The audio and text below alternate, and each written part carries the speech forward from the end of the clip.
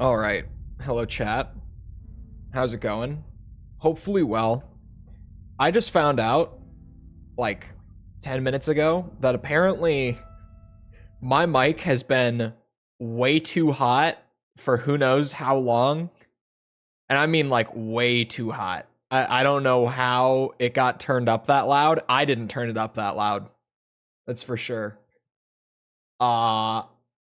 Also, my Elden Ring has decided to run in full screen again. I was like, where did the music go? And then I realized it was because I was messing with stuff in OBS. Hello, Ryan. I don't know what you mean where it all began. Where it all began on YouTube is Red Dead Redemption 2. Where it all began is Black Ops 3 Zombies. But that's a story for another time. Oh no, my phone's battery is fine. Okay, I'm ready. It's one of those days where the sun isn't really wanting to cooperate. So lighting is just gonna be, we take what we can get at this point. I need to turn my game to borderless so that I can actually mess with stuff here. I'm still naked, thank God. I'm playing the game right. There! That's better. Now I can actually do stuff. Yeah, lighting is what it is. It's not, I can't fix it. I can't fix the sun. Well, I could fix the light in my ceiling that's out. I keep forgetting to do that. Would probably help. Oh, I was in Weeping. That's right. I was doing stuff down here. Did I clear this catacomb? I'm assuming not, because the fast travel's disabled when I'm in here. I'm pretty sure that once you clear it, the fast travel is good to go again, right? I think it only does that until you clear it, like, for the first time, until you kill the boss. I mean, do I have... I do have the Crimson...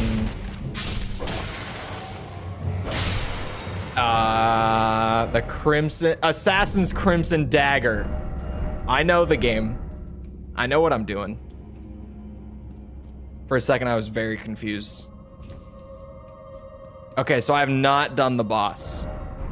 Good to know. Try Holy? Wait, actually? Legitimately try Holy? I can't tell if that's just good old Elden Ring troll. I mean, surely there are enemies and bosses in the game that are weak to it. I don't happen to know them off the top of my head, but I'm sure they exist. Okay, could you work with me a little bit here? Not be a bitch.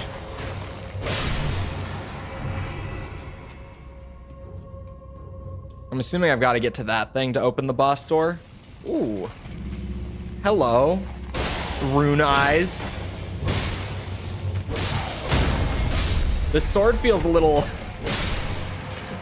weaker than I imagined it would once I finally got the stats up to snuff. It's not terrible. Maybe these guys just have a lot of health. I don't know. Maybe it's just, you know, because R1 is the weak attack. I'm not sure why. But it definitely, you know, I went and grabbed at least what was at one point like a broken sword. One that people complained about if you played the game with it. Because Elden Ring. Oh, hello. What the hell was that? How did he not even hit the shield?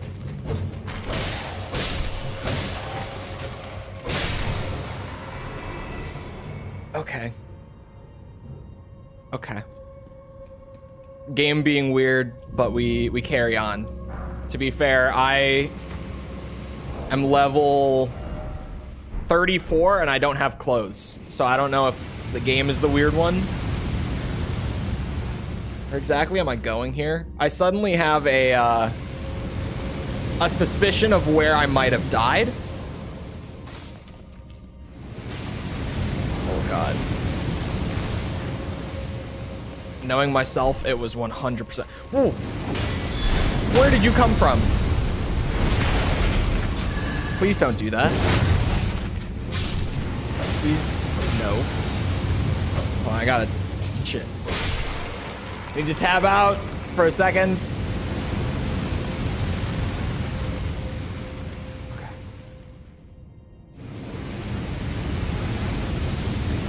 I had to check a message. It could have been important. Get rid of you. Oh, hello, you're alive too.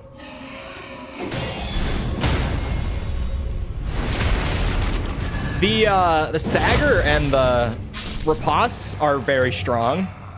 I know the ash is really strong, but you know that we save that for later, for when we're having the real fun. That sounds like a lot of you, actually. Whoa, that is a lot of you. Okay, maybe. No, I was gonna say maybe we were saving it for a moment like this. Not quite. They are too up my ass for the ash right now. At least these two need to get off of me. Oh, hello. Jesus. What is happening? What the hell is going on?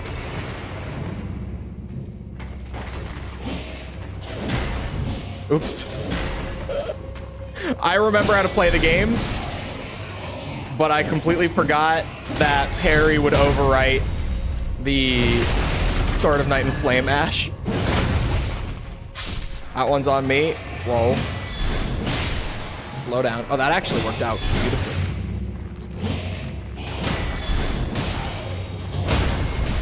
There we go.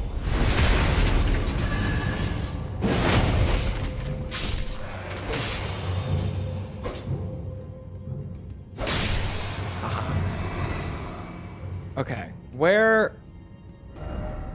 Oh.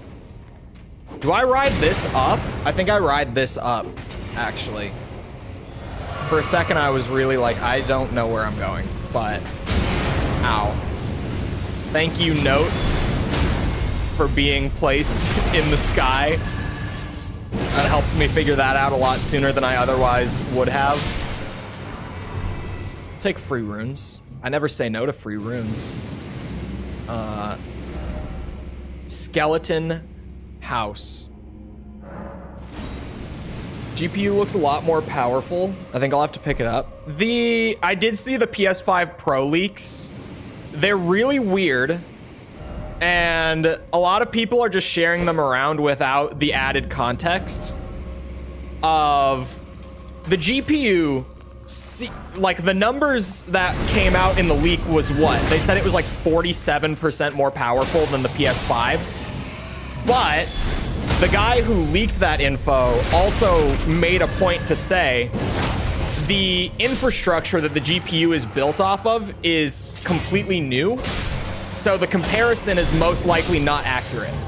And we'll have to actually like see games running in the wild to get a more accurate figure. But just from like a pure benchmarking tool not running any games, that's the number it spat out.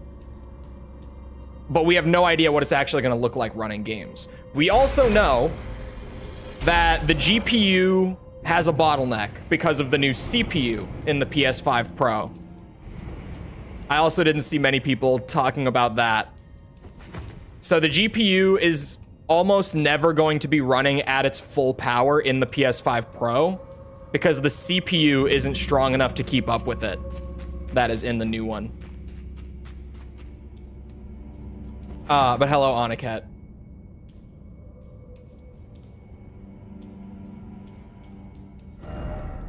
It's definitely one of those things that, like, we'll have to see it in the wild. I saw a lot of people saying that they don't think the PS5 Pro is needed. I disagree from what I've seen. It seems like a lot of games, when they're running in, like, the performance mode, are looking pretty rough nowadays between like Spider-Man 2 and like Final Fantasy Rebirth and stuff like that. It mostly seems like the dynamic resolution has to pull the games down so much to get that 60 FPS that, to me, who, you know, me being Mr. like, we should expect when buying new systems to at least get 60. Ooh. For me, I'm like, yeah, I definitely think this is a needed upgrade right now. I've seen what the last couple like big PS5 titles have looked like in performance mode. Am I dead? No, don't kill me, please. Ah, get off my face. I'm alive. Also, that fire really did a lot of damage. We need a new PSP. You'll have to settle for whatever the hell that extension they announced a few months ago was. The cloud streaming one. Stupid bitch. You can tie me up all you want, but you're dead. I don't think I've ever seen that animation where you just get your head devoured, your face chewed off. That was crazy. I really thought it was death. Rump. Rushing in.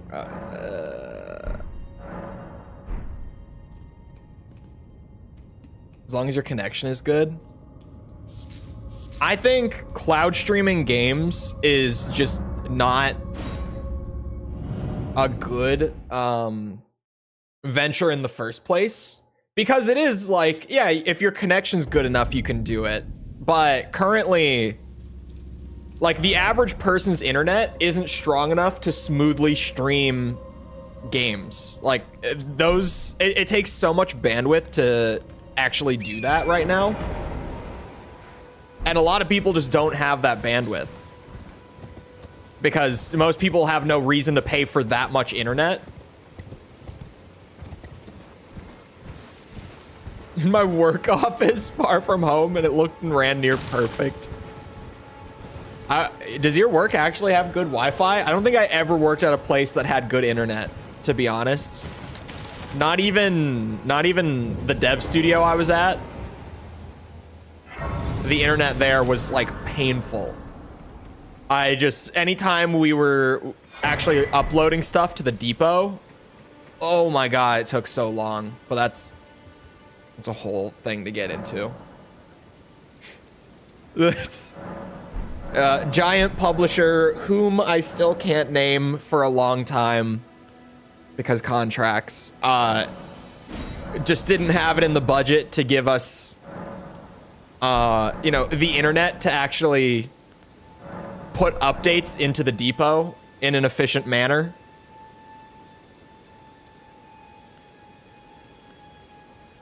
Via 5G tethering? What? Does it work well on 5G tethering? Oh my god. I need a, what's it called? A seal. I need a seal. To be fair, we didn't even get the stats for the sword until like late last stream. So this, like, even having the sword up and running is a new thing. Because of just, I've been taking my sweet ass time doing everything. It's been worth it, but you know, blah, blah, blah. We need a seal. Oh, I grabbed the finger seal. Let's go. I was like, did I leave it behind? Okay. We have the finger seal. Never mind. I was gonna pick this thing up early on, just to get things like off the ground a little bit. What incants can I get here? It's been a while since I've done actual like incantation. A man of the cloud. Incantations. Still loud. Strength granted us by This the guy two teaches fingers, incants. Beautiful. and explore the secrets First of the guess. Golden Order. Hello, So Mickle. that Skill one day, issue injected. the times Hey. the Round Table hold should become There's no the skill Elden issue Lord. here. I might counsel them, ensuring order. I haven't remains even its died proper yet today, form. Mickle. Writing rule over As long as your men. signal is strong. Way. Also, thank you Do for the still 19 see months. it? The guidance of grace. Yapping about some psychic she just talked to. So embarrassing. Do. Oh no. Most tarnished are blind to it these days. You are something of a rare breed. Well, have I talked about what do you the... say? Care to You're learn too old to anything? say yapping. Think of- Thank you, Ryan, for the 17 months.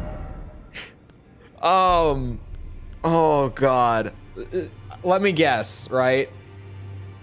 It was just the most like well, did she get into like specifics about it while I'm pulling up like my map and stuff for where I want to go, and while I inevitably sit here for a long time and I'm like, "Oh, what do I want to get and not get?" She did? Was it just like what it typically is, where the psychic just kind of threw out some incredibly like basic things that could apply to just about anyone, and she was like, "Oh my god, yeah, that makes me think of like so and so." Exactly. Yeah. There must be con artists that are good at reading people. One of my exes was obsessed with stuff like fortunes and stuff like that. Yeah, I've experienced it a couple times, and in my experience, it's only ever like, you know, they throw out the most like surface level, like widely applicable thing, and chances are that you're gonna like relate it to something in your life or about you or whatever, right? Like you're gonna equate that to being something. You just get good enough at finding the ones that consistently work, and then like reading people after. She's calling me again. Oh no. Okay, actually, Cure Poison could be such a good quality of life incant to have, I'm not gonna lie. Things like the fortification incants, I don't think we need these. Rejection, I don't think we need. Catch Flame is pretty good early game. I know that I've used it before on like faith builds to get them up and running. Which boss poisons you? No, it's not even for bosses, Mikkel. It's for like running around like dungeons and stuff that have those giant poison pits. Caves, whatever.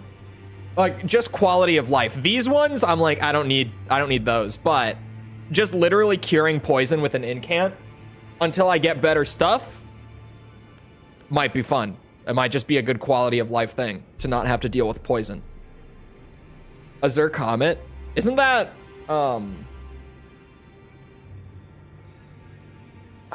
is all the gravity stuff, is that incants or is that sorcery? It's sorcery, right?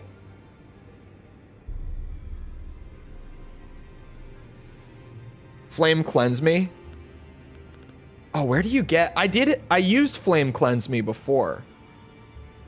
Hold on, I might have to... Elden Ring. Flame. Flame Grant Me Strength or Flame... Wait, no. Flame Cleanse Me. Sorry, I was thinking of Flame Grant Me Strength. My bad. Where is this from? From the Fire Monk camp. Where is that? Oh, that's in, Liurnia. Eastern Liurnia. Okay. And this creates a flame that damages the player but also alleviates buildup of poison and scarlet rot. So that could be a better quality of life one.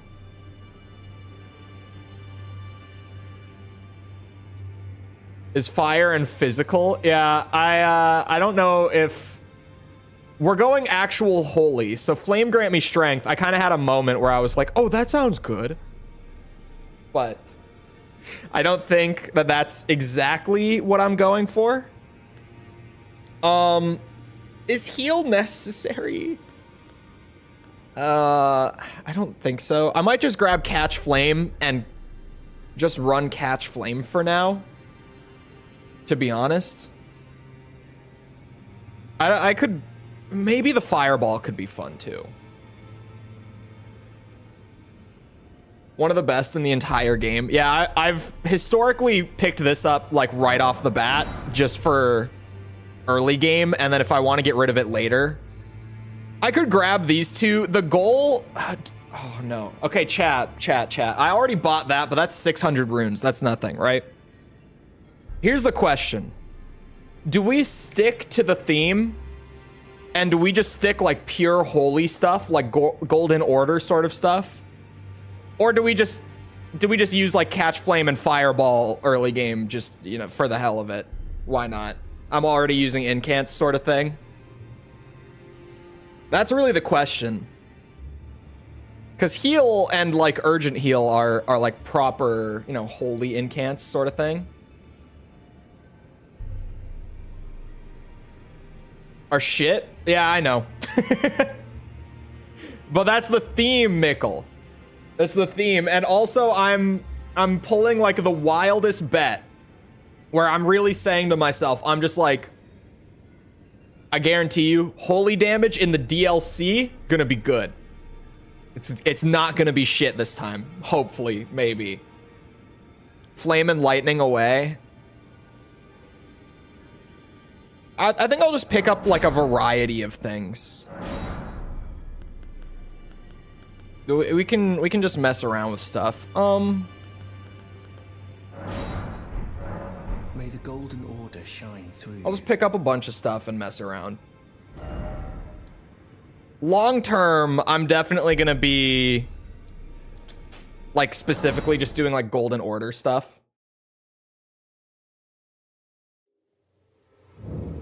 What do you do for early game holy damage spells anyway? Really nothing. I was just gonna say, like, do I just rock heal and just, you know, for the time being, not really use the incants all that much just to stay on theme? Because yeah, early game, I mean, the answer is there's really nothing. I think I will throw heal on and then catch flame. Just because catch flame fun. How is my FP bar, though? I forget that you can hold this for some reason. Oops, wrong D-pad button. Okay. It's a faith build. We're gonna need a lot of stats here.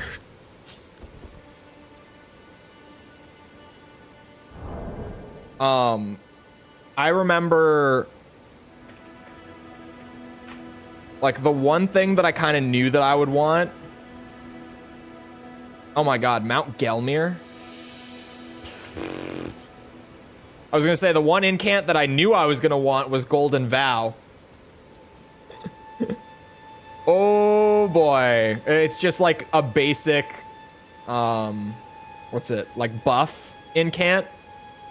But yeah, that's a little far out. I don't think most of them are available until, like... at least Altus Plateau. Really, it's more like Landell and farther, right? In terms of like where most of the actually useful Golden Order stuff comes from. Because I'm pretty sure we're shit out of luck. I'm looking at the incants right now on the wiki. Hold on. I'm looking through them to see if there's like anything. This one comes from a prayer book. That is in Landell. Yep, there it is.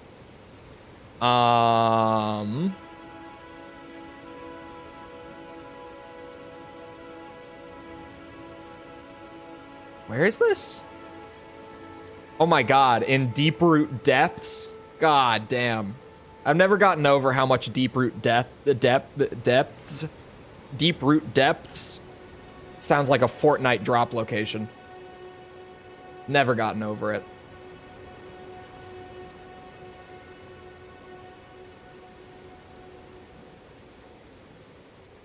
Wait a second, what does this one do?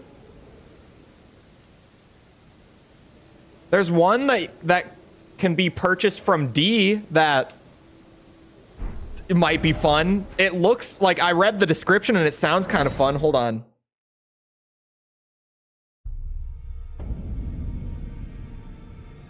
Infuse your sword, it's amazing. Sacred Blade is very good. I've used that before too. Weapon buff, because it... oh, like putting holy damage onto a weapon? Their mid to later game. Yeah, I don't think we'll be using a lot of like actual proper Golden Order incants for a while. I'm glad you took my warning to heart. Those who live in death. Gold Mask quest is required.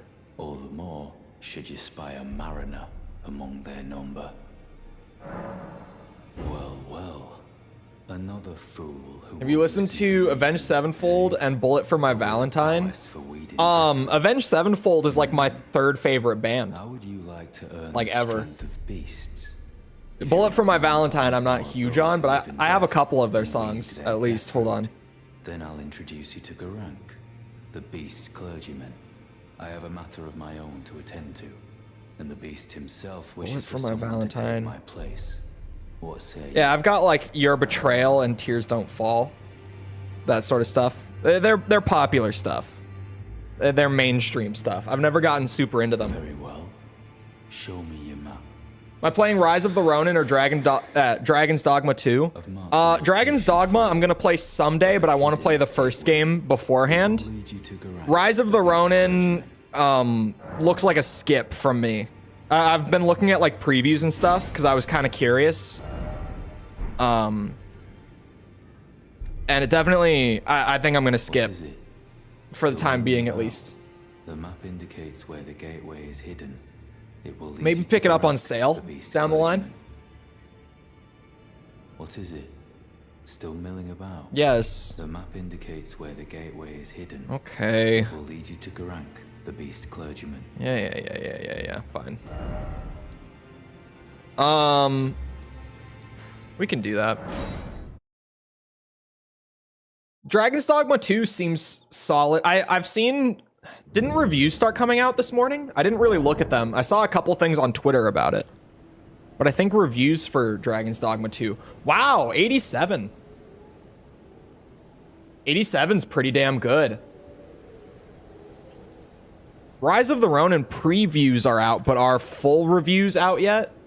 Doesn't look like it, no. When does it come out?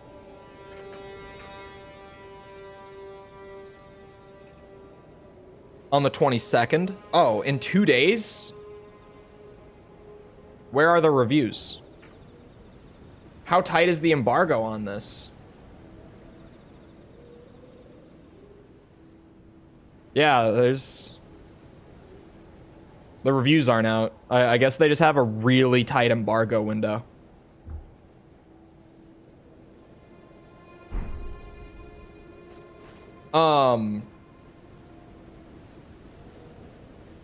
Hold on, I'm getting caught up. Sorry.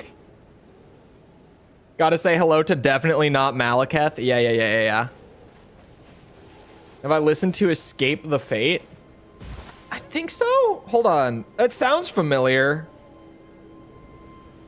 I've got to have something from them. I have one song. Yes, I have one for the money. And I know that song. Like, I can hear it in my head right now. Correct me if I'm wrong. That was like a big, like rock radio kind of song for a while. I remember getting very sick of that song. But I've heard that song. I was like, that sounds familiar. I must have heard them before. 87 on Metacritic. It's pretty good. Rise of the Ronin looks fun. Rise of the Ronin looks... It looks like a bit of a mixed bag from what I've seen, at least. Like, from the preview stuff that I've seen. It's definitely a game that looks interesting, but... I mean, like I said a minute ago, it's like something that I'm probably gonna wait for like a sale on. Like, it looks interesting. It doesn't look like I want to spend like 60 bucks on it, you know? But it doesn't look bad. It looks like there's a lot of good and a lot of stuff that's like, okay, this is fine. It's just I don't want to spend full price necessarily. That's all. I've got 2 death roots. I smell it. Death. Feeding me.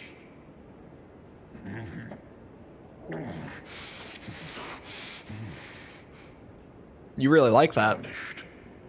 Bring more deaths. I shall grant thee. I'm gonna play the Pretty Princess game first, though. Feed me more The Princess Peach game. Oh, will Claw Mark be better than Finger Seal? No. More strength scaling, less faith. It boosts Bestial Incants. Boosts the robbing. Okay, Mickle, calm down now. Whoa, pump the brakes a little bit there. Way too into Deathroot. He definitely, you know, it was a little... You've met Garank, I take it. Yes. Then owing to our duties shared, we're now comrades in arms. Definitely. I think you've earned this. The power of the Golden Order to aid the hunt of those who live in death. Thank you. This one. Oh, and this is the one that can infuse my weapon that you guys were just mentioning too. Bro, I might grab both of these. Honestly. When are you playing Bloodborne? Whenever the cowards put it on PC. What's up, Bloodborne? Sony wants you to forget. This seems really odd. Just the description of it creates image of order to deal holy damage. I am so curious about what that actually means that I'm gonna buy it. Definitely.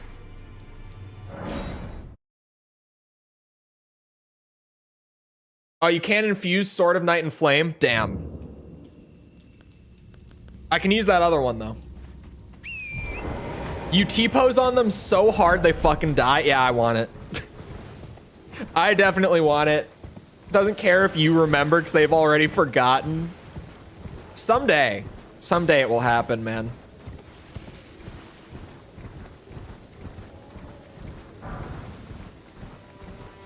Someday Bloodborne will come to PC. If I defeated Godric. Yeah, we killed Godric already. I killed Godric, and then I was like, wait a minute, I haven't gone to Weeping yet. And while I was just fucking around down here a little bit, I finally got the minimum stats for the sword.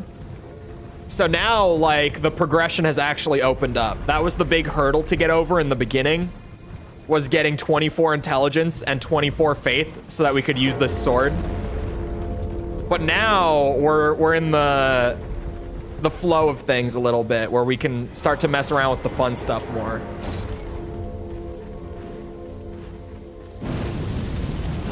Like that fun stuff. So stupid, I love it. Why have I never used this sword for a run before? Like, I've always known that it exists, but why have I just never used it, like, personally? This is so my kind of weapon. Like, big fire sword. Yes, give me that. That sounds fun. Until Sony remaster it, there's no way in hell. They won't. You know they won't. Because it doesn't have bleed. Okay, fair. That's why. That's maybe why. I might have a small preference for bleed builds. Maybe. Oh no, this one. Got him. They're just cool, man. They're just cool. Why is the stamina bar so big compared to the health? You know, no armor, 11 vigor. It's all we need. We're fine. Why would we need anything else? Uh-oh.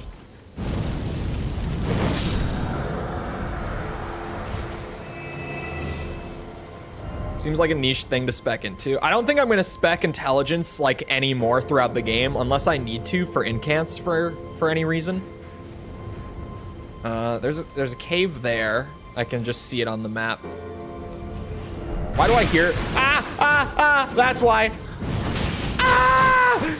Please. I wanted my twofer. We're fine.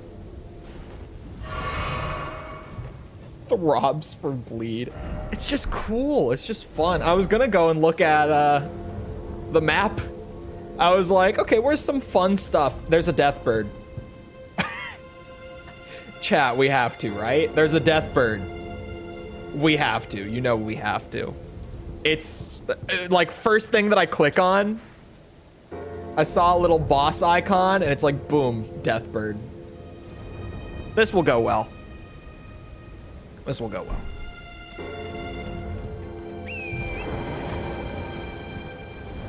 Get Mimic Tier. Mimic Tier is for the casuals. Me personally, I'll use all the bleed builds, all the Sword of Night and Flames. You know where I draw the line? Summons. Oh, Knight's Cavalry! What a pleasant surprise! My best friend is here. Ah! Okay. Okay, never mind. He shut that down pretty quick.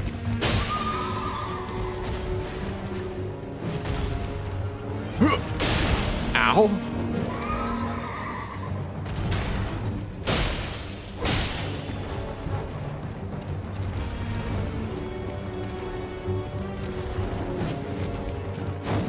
Uh-oh.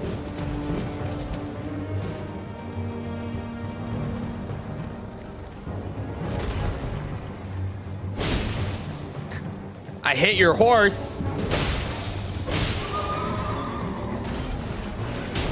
Shit. Worth it. Damn you. Come here.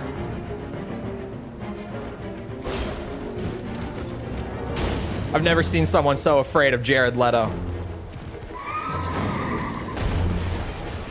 Ah! Shit. Come here.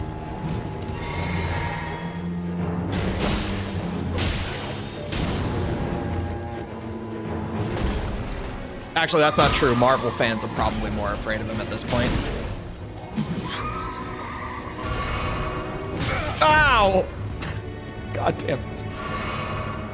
He plays guitar, likes metal, enjoys Armored Core, then plays Elden Ring with the Rivers of Scrub. That's immaculate taste that you just described. I don't know what you're talking about. All of that you just listed was based. You want to start questioning my taste.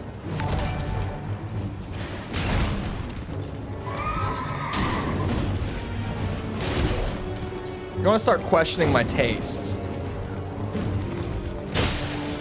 There are other things. Like me saying that Assault Horizon isn't actually all that bad and is actually kind of fun if you just play it as like a stupid fun action game. Or when I say the exact same thing about like Resident Evil 6. It's like, yeah, you know, if you just separate Resident Evil and you're just like big shooty zombie game, you just go in for a little pew pew for like an hour, you'll have a blast.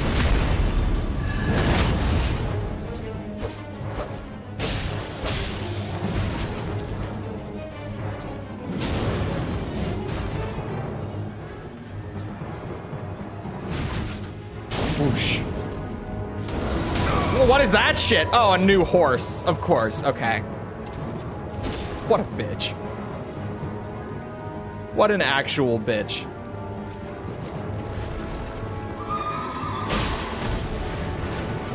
Ow!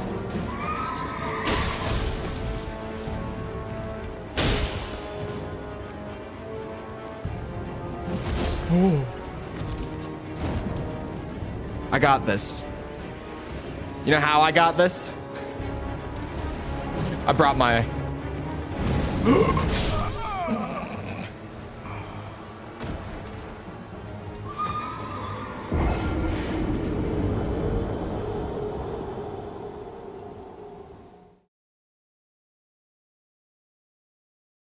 Just your average Hellsinger enjoyer? Metal Hellsinger? What a game that no one talks about. I have a feeling Chole would be a Metal Gear Survive apologist. I mean, if the game ends up being fun, I'll have to give it that much, right? Like, obviously there's the whole background of it, but like, if a game is fun, a game is fun. You know, we don't have to have like high art from every single game. Sometimes I just want to shoot zombie.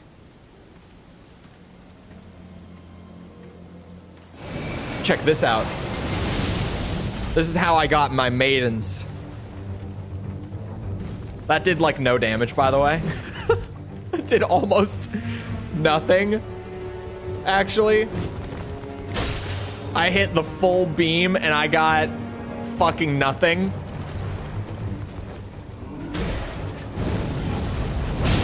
That did a lot more. That was way better.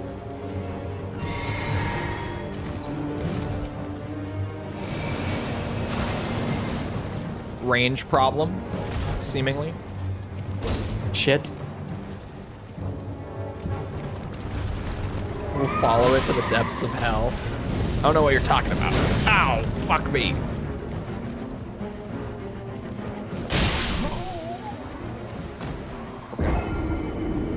COD Zombies is high art.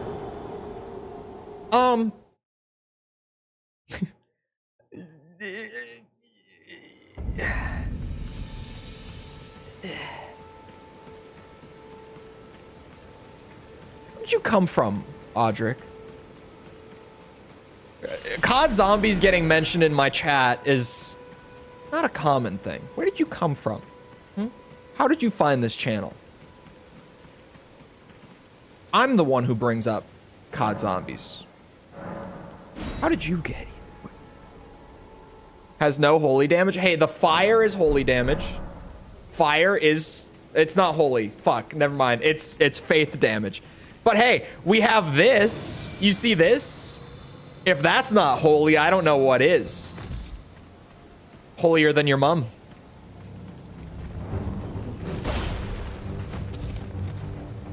Come here. That could be taken many different ways. That sense. Come here. It's mostly because there's little to no holy damage in the early game. It's hard to get there, okay? Ow.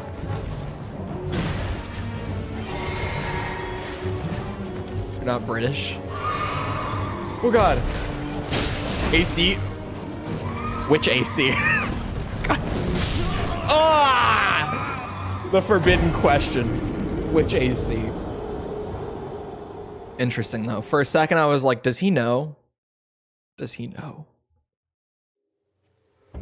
If you don't know the Chole lore, it's fairly on the Chole iceberg. I guess at this point it's probably further down because so few of the people who are around now will actually know it.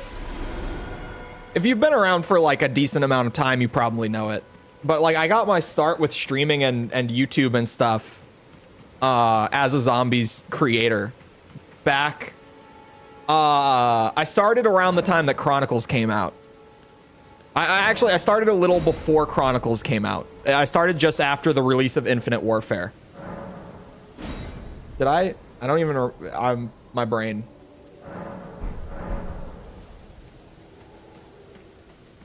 Sacred Blade. Okay, but this is way cooler than Sacred Blade, and I'm planning ahead a little bit.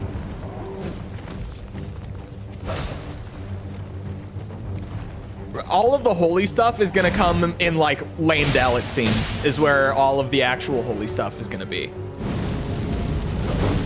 God damn it. Oh, we hit it. Okay, never mind. I was about to say, like, I just don't think it's worth it. It probably isn't, to be honest. Oh God.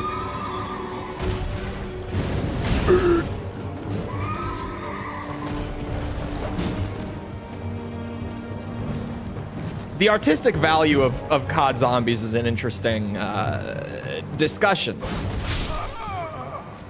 Because for like 2 games, I think COD Zombies did hit the status of actually being like insanely artistic.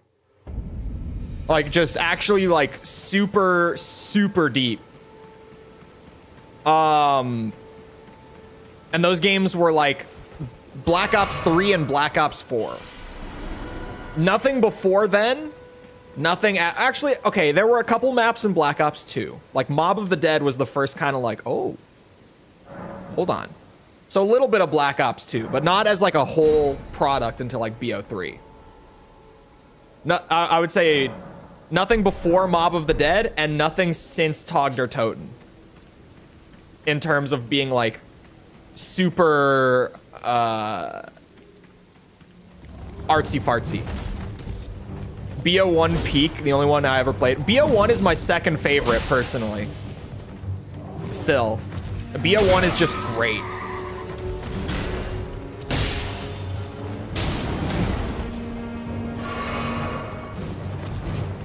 BO4 was art.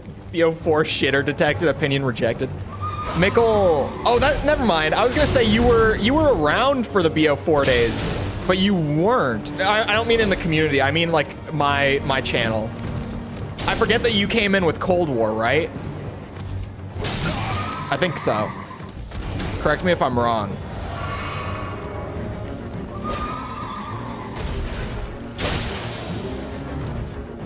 The majority, actually, no, that's not true. The majority of the people who are still around from like way back in my zombies days found the channel during BO4, but not all of them. Most of them was BO4 era, because I was one of the only people who actually did BO4 content throughout the year.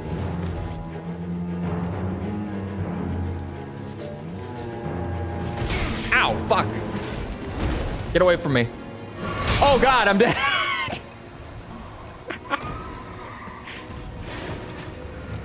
Spam mini commentizer. I don't have it. And I don't think I'm gonna get it either. Oh wait, you mean on the sword? Right? This is commentizer, isn't it? Just small. It actually doesn't do a lot of damage to Knight's Cavalry. The, what's it? The flame one does way more damage. It's harder to hit. COD peaked with OG Black Ops. I think, on the whole, Black Ops 1 is the best Call of Duty ever made. This is my opinion. This has been my opinion for so many years. God damn it. It got held, so I laughed at it before any of you saw it. The Uno Xbox meme. Oh my God, I reference that video more than I should. Like with friends, whenever someone is like, I don't have so-and-so, like one of us will always. The maps looked so damn cool. The story peaked in BO4 for me.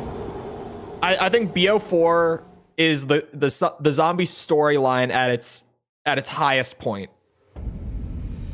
Like the theming and just the character work in BO4 is insane. It's actually it's some of the best writing in any game that I have played to this day in fucking Black Ops 4 Zombies. I think map design peaked in Black Ops 4 as well. I think those are the most well-crafted maps. And I know Zombies fans are like fuming every time that I say it. The core gameplay really let it down. But if those maps were in like Black Ops 3, those would be like the best maps of all time. Like they would just be regarded as the best maps ever. Absolutely. You take away the core gameplay of BO4 that everyone hated, and you keep the maps in like a more classic formula, and boom. You've got a winning. I actually just saw there's a team of custom map makers for BO3, because I still keep up with custom zombies because I love it. The BO3 modding scene is the best modding scene I've ever seen for a video game by far. The Soulsborne modding scene is up there nowadays. The Soulsborne modding scene puts out some crazy shit nowadays, but they're not at the level of Black Ops 3 zombies mods yet. But I just saw there's a team of custom map makers, actually the same team that did that Call of the Dead remaster like a year ago. Right now, those guys are working on a Blood of the Dead remaster for Black Ops 3 custom zombies. And I am so fucking excited for that project because we will actually get to see a Black Ops 4 map in like the core gameplay loop that we actually enjoy. And oh my God, it's going to be like orgasmic. It's going to be like the best shit ever. I'm telling you. I would love to see like Dead of the Night and TOG and like 9 as well. If this ends up like being well received, I hope that those guys would do more BO4 maps, the good ones, not Alpha Omega. But we'll see. You know, that they're gonna have to take their time doing just the Blood of the Dead one for now. So we hold off, we wait. We use our patience, but I'm excited. I hope that it goes well, and I hope that it means more BO4 maps getting remade in BO3. The current trend, ever since that Call of the Dead remaster in the custom zombies scene, there's a ton of custom mappers who are just doing like remasters of actual Treyarch maps in BO3, which is great. Like, Origins already was in BO3 because of Chronicles. But like, we've got multiple Transit remakes in the works, like multiple from actual like really talented mappers. There's a Die Rise one in the works. There's actually a Buried one that looks phenomenal. I actually just saw some footage of it. That map looks like it's very far along as well. The Buried remaster is coming together. Like at this point, Mob will be the only one that's missing. Mob does have a remaster on BO3 zombies already. It's just, it's not like super high quality because it was done back in like 2020 before modders really had the mod tools nailed down the way that they do now.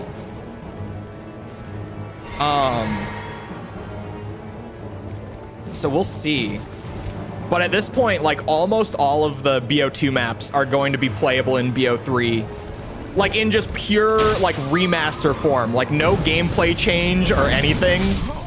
Like all the same weapons, just all that. Just soon, like all of BO2 will be playable in BO3, assuming you're on PC. Obviously console guys don't get that luxury, but I'll take it. I'm on PC. I don't know why Knights Cavalry is giving me such a hard time. I had a great first run, and then I started yapping, and now here we are.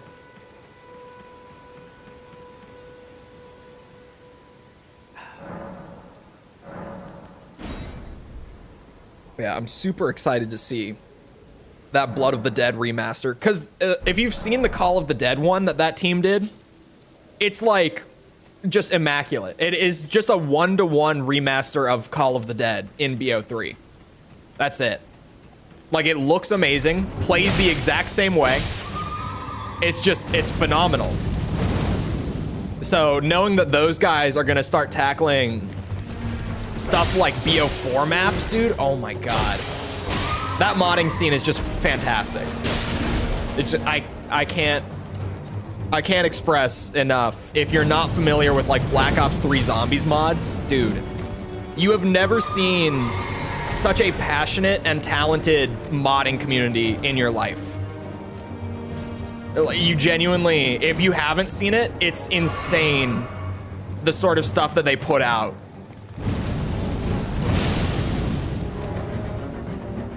Apparently had a full conversation with my father who, oh my. So it was a medium.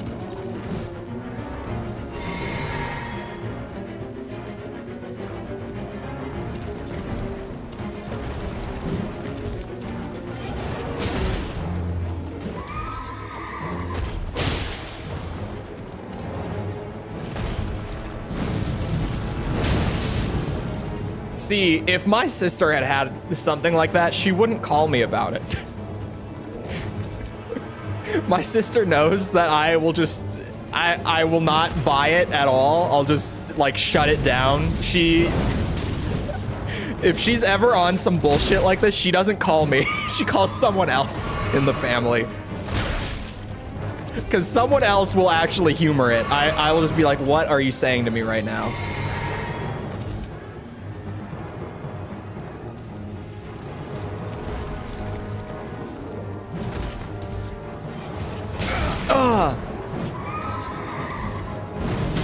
Haha, stupid bitch.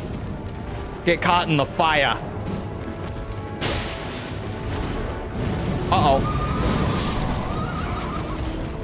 That was pure skill, no luck. I earned that win. Hiccup. Clearly. That was all me. No luck. Oh, barricade shield. Oh. Oh, I fucking love barricade shield. Hold on. We have two things to do when I go back to the round table now.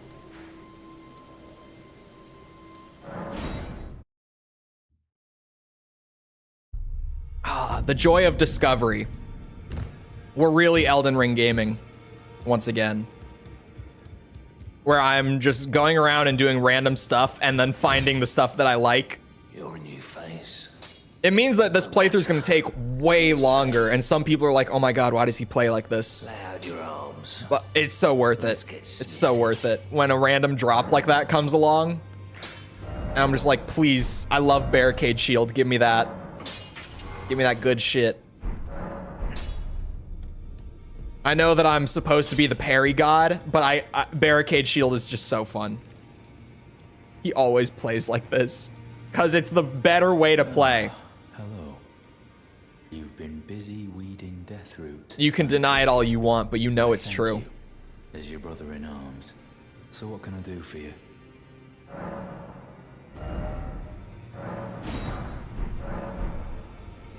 When is Sekiro stream?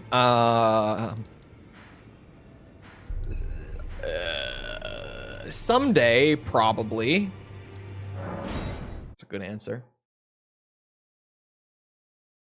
It's a good answer.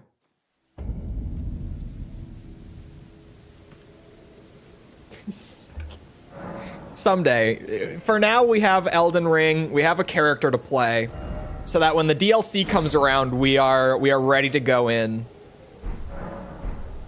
Okay, so how the hell does this work? How does this T-pose of death work that I've been told about?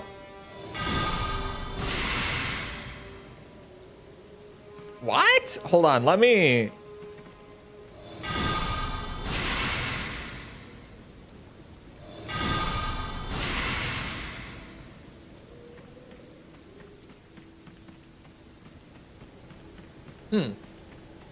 It's way overtuned.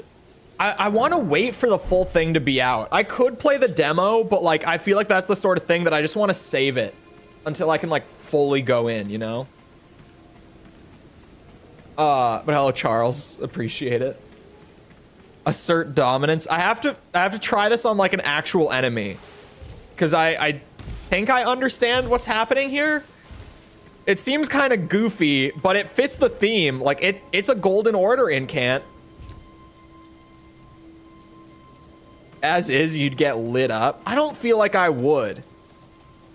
Because you see, I joke around and I do stupid shit when we play Elden Ring all the time.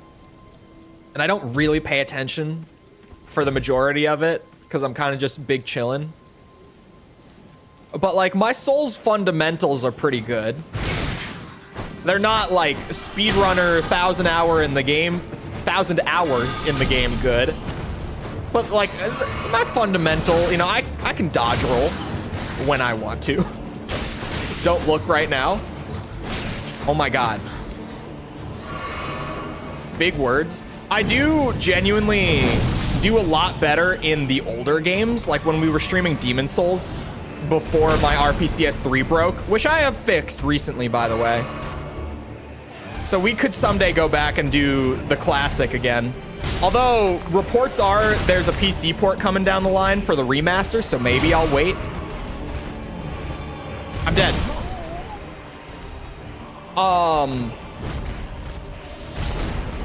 When I play the slower, older games, I definitely do a lot better. Just like with Bloodborne. Yeah.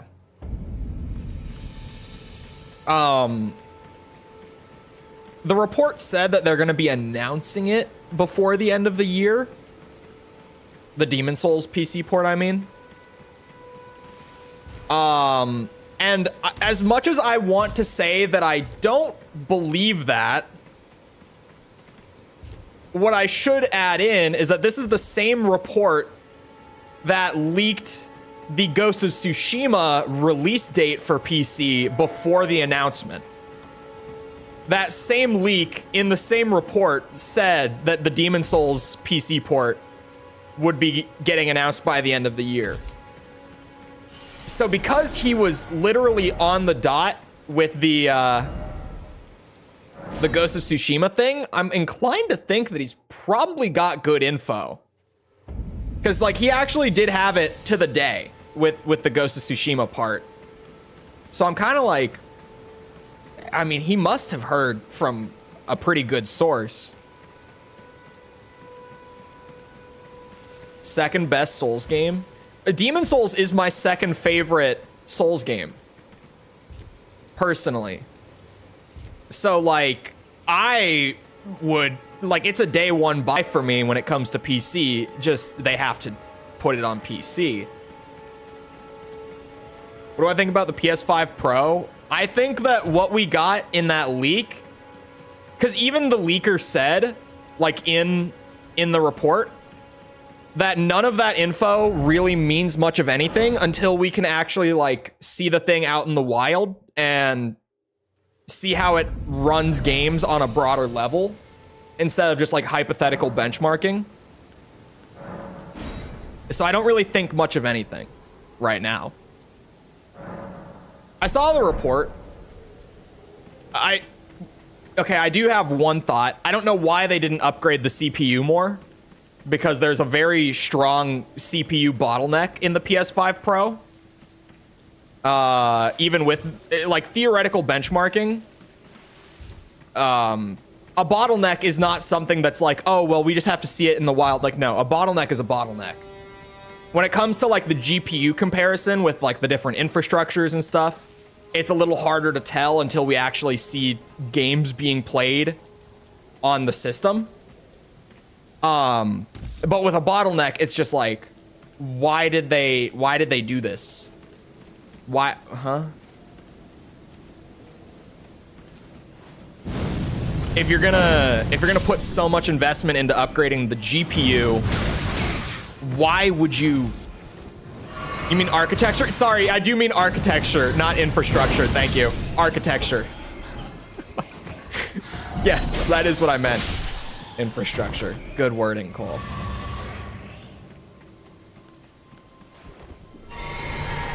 It's just gonna support a higher refresh at 4K. Yeah, that's probably, like, that's really, well, I don't know. I mean, the 60 FPS mode should benefit from it as well, in terms of, like, it not needing to scale the resolution down as much and, like, turn down the visual settings as much and stuff like that. But I mean, it's one of those things. The GPU side of things is purely theoretical until we actually see games running on it, because the architecture is completely new.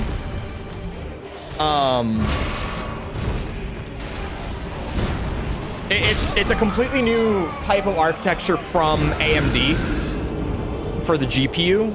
So you can run a theoretical benchmark on it and compare it to the PS5 GPU, and they have run that theoretical benchmark. It came out as a 47% improvement, which they immediately had to, like, put an asterisk on it and be like, should be noted that, like, it probably won't get that much of a performance boost because they're, like, the infrastructure, I said it again, the architecture for the GPU is entirely different. So we can't actually directly compare these without just comparing raw performance on the same game running side by side. Because, you know, it's like comparing the performance of a 16-thread CPU to, like, a 24-thread. Theoretically, right? Like, yeah, the 24-thread is going to show as, like, insanely faster. But if you actually start having it run like CPU intensive tasks, you'll notice that the actual practical difference is a lot smaller because, you know, the threads are divvying up the same amount of, not the same amount. They're just dividing the processing more, but when you run a theoretical test, you can't really see that in action. You know what I mean? Someone knows what I mean. I'm not wording it well. I'm struggling to find the right phrasing, which is not helping. But the general point is there. It's also about the software. Yep. Like, we don't know until we see it, is the point with the GPU. The one thing that can be, like, definitively mentioned is that the 47% improvement guaranteed cannot see its full potential realized because of the CPU not being upgraded as much. There's a bottleneck. That's just, there's no way around it. So it's going to be lower than 47% improvement in actuality, like when you're playing the same game side by side. But we can't know what that actual improvement will look like. There's no way to predict it. There's always a push and pull. I think it would be reasonable to assume that it's going to be more like a 30-ish% improvement, which is good. It's not a bad improvement by any means. That's a pretty big improvement. Even then, that could be overestimating. That could be underestimating. We don't know. The whole point, we don't know. We don't know until we know. And we don't know now. Hello. Game of the year.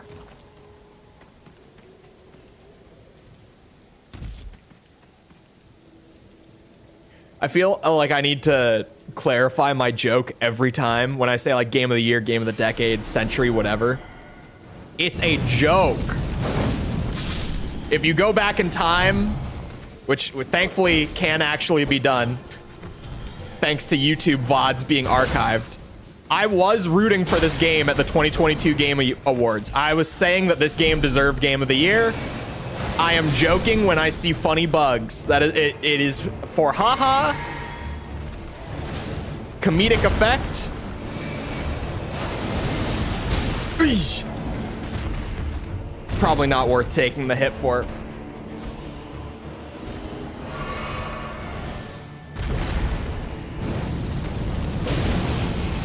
That might be.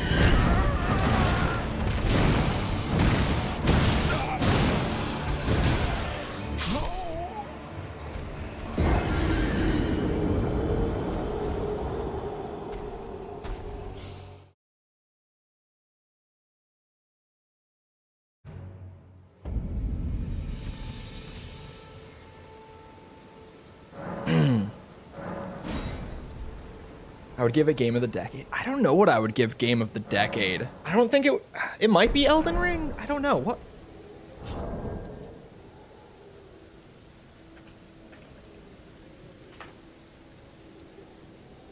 What would I give game of the decade? I genuinely just looked up like best games of the 2020s so far. I'm trying to just like, you know, give myself a little. Ooh, okay, I see one. I'm gonna hold my tongue. I don't want to speak too soon.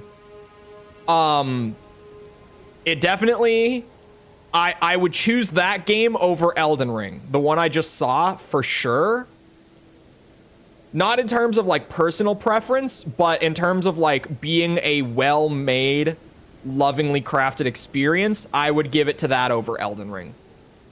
But let me keep looking before I speak. Yeah, so it's one of those that like as soon as I saw it, I don't think any of the rest of this list is gonna beat it, but I'm gonna look. Ooh, there's mine for personal enjoyment too. Okay, is game of the decade? Absolutely. I think not, because you know what I just got my memory jogged with? Baldur's Gate 3. I mean, it's the shoe-in winner. Elden Ring is also one of those games that it's like, it's a shoe-in winner. Baldur's Gate 3 even more so. It's hard to explain if you haven't like seen a bunch of Baldur's Gate or played it for yourself. But if you've seen a lot of Baldur's Gate 3 or played it for yourself, you kind of just know. It's like, yeah, that's the one. You saw Fortnite. Fortnite came out in like 2016, you bastard.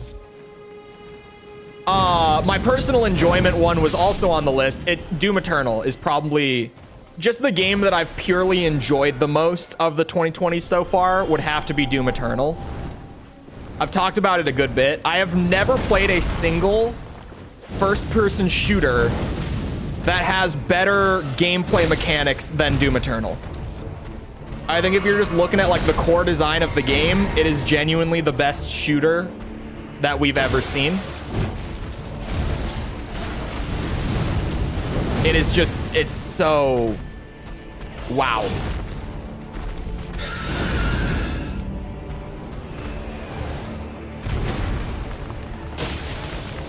I did R1 instead of R2. I don't like you. No, please.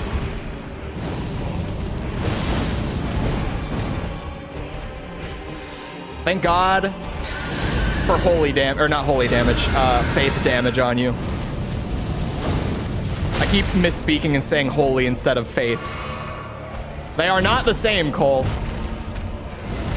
They scale off of the same stat. They are not the same.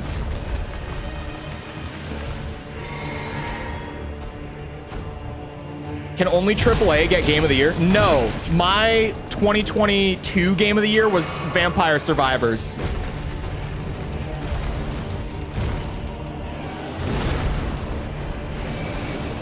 Because Vampire Survivors is probably one of the strongest addictions I have ever developed to a video game.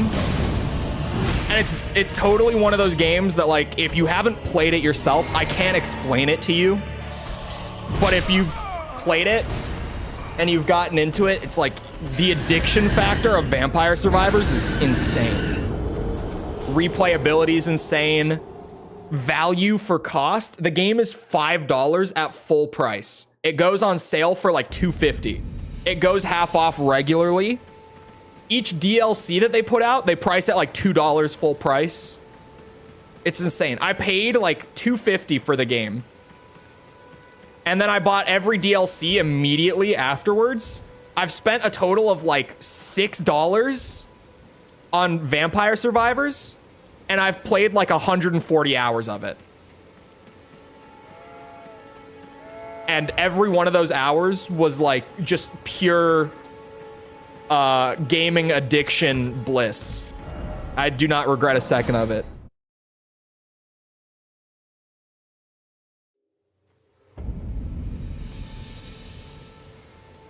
Rebirth is getting a lot of hype. I feel like Rebirth had this massive hype wave. Like, looking at it from the broader industry, Rebirth going in had a huge hype wave. Rebirth week 1, hype wave was there. Discussion now has pretty much stopped in the broader sense.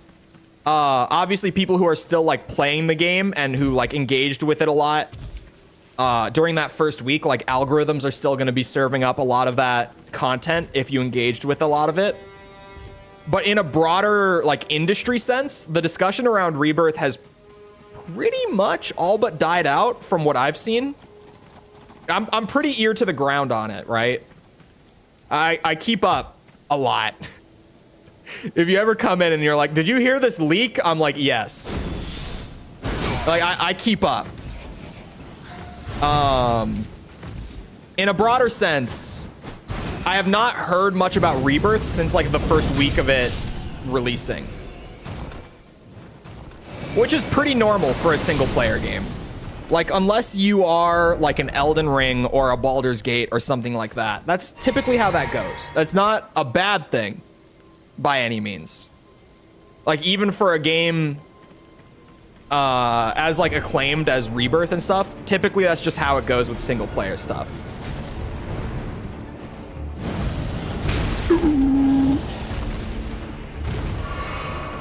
I might, I don't know. I'm at one of those points where I'm sitting here and I'm like, do I continue to bash my head against the wall that is this death bird? Or do I go and do some other stuff, get a little more health, which is clearly needed, and then come back?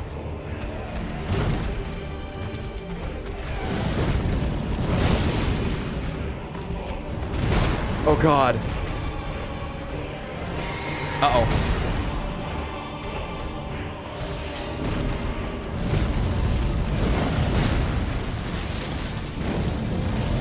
This was a little... Okay, no, that was fine. I was gonna say this was a little ambitious, but that worked out. That didn't.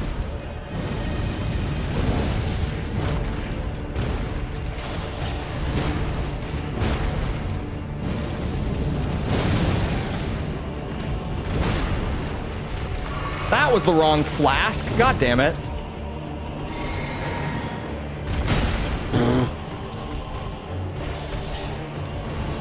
I'm dead. God damn it. Did Cole just say he needed more health? Where's our streamer? This isn't our streamer. I might need more health. It's like Mikkel always says, if you die before you run out of flasks, there's a problem. Use holy damage? He's incredibly weak to holy. Okay. In terms of holy damage, we have the T-pose of death. Honestly, I have time to whip it out. The T-pose, that is.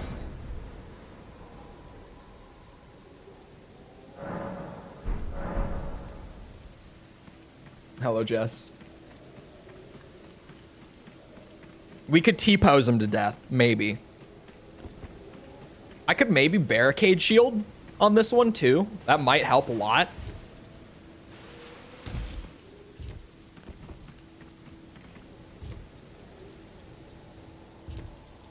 Instead of dodging. I'm not just forced myself off of Sims. What do you mean? You're telling me you weren't playing The Sims before this? Am I meant to believe this statement? They're not close enough. Oh, two of them were. We take what we can get. Bastard.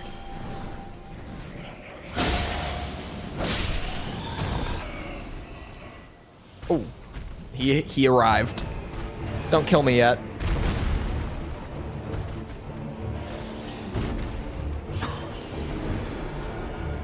I'm gonna T-pose your ass to death. Come here. Unless I'm getting trolled. Oh, I'm so fucked. Okay. An effort was made. It does have a slightly longer wind up than even the flame attack on the sword. But like, if it's gonna be worth it, I can find my timing for it. I can wait until he has like super long recovery on a move of his. Every Souls game is really just a fighting game in disguise against AI. You just gotta wait until they're super negative, and then you whip out your big, like, 60 frame attack.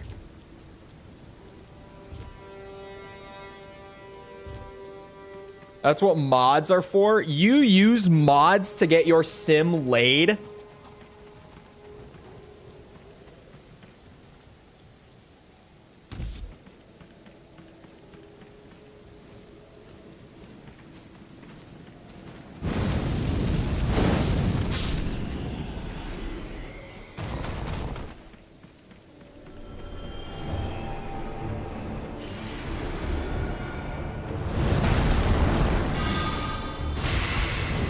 Mikkel lied to me. Let it be known. Bad advice. Bad advice.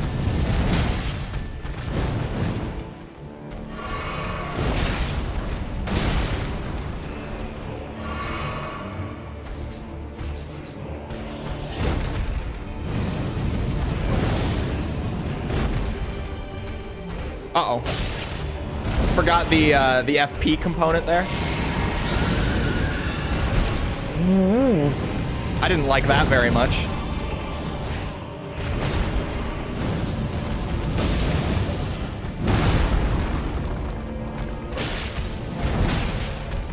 The spell is just shit. I don't know what you're talking about. Uh-oh, I'm dead. Hold on. I have the map open, right? So if I just open the Deathbird, do they have like the weaknesses and stuff?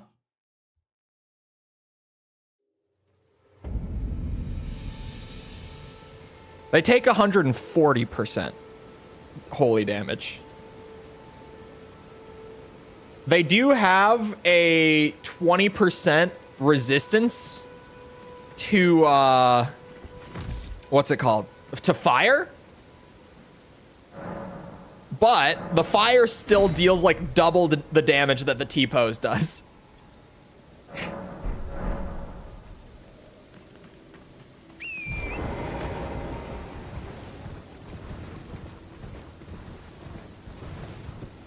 You might be right. The spell might just be weak.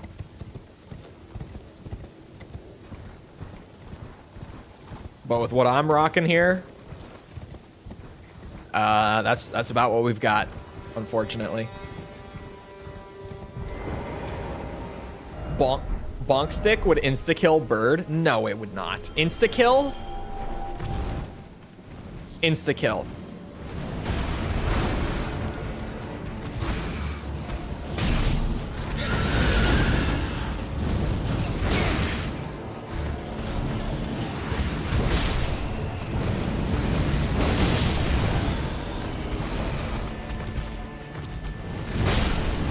Oh my god.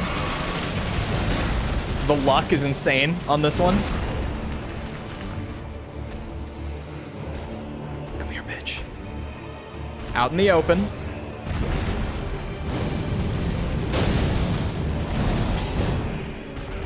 Uh-oh. I forgot the FP again. FP is important, kids. Shit. Why are you over there? Oh god.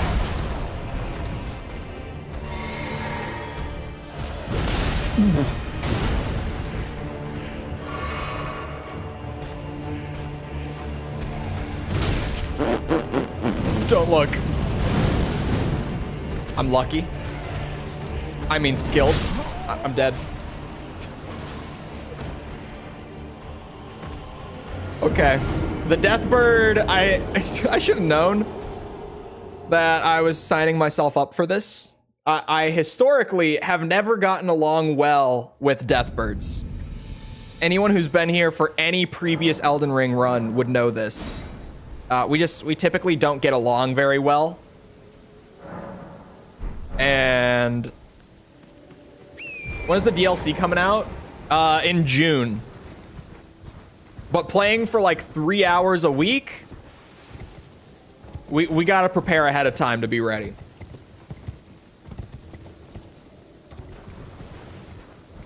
Better than frogs? We do get along better than frogs. That much is true.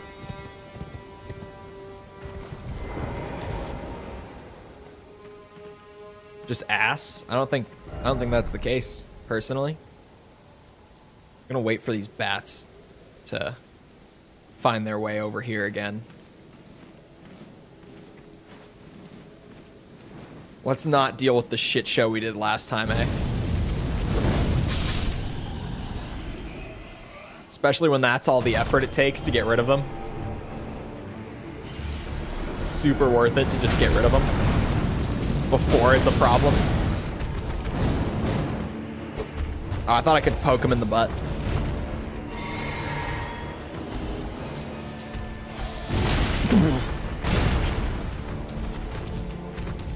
I didn't think that that was the one that like exploded back out of the ground.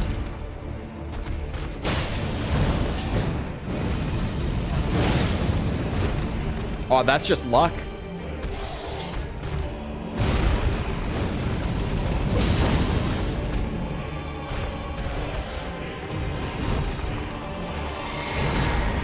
That one. Oh, it doesn't? Can he just not do it? Does he just have the option to not do the, like, ground explosion part? Because that definitely looked like the one where he was going to.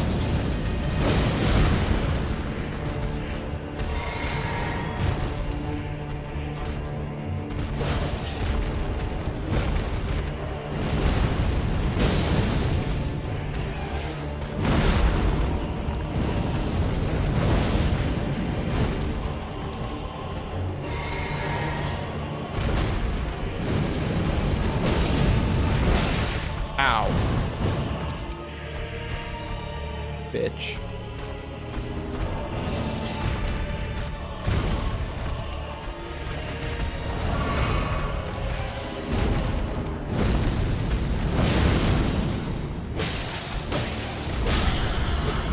Your streamer locked it in.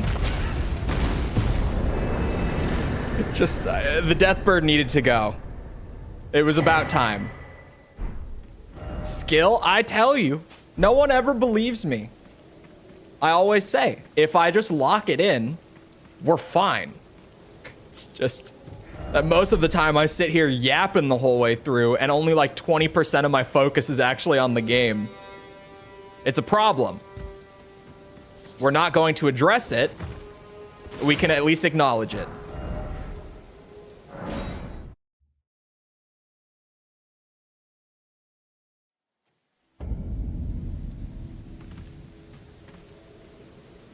Buddy's never locked in before. Did you not just see it there?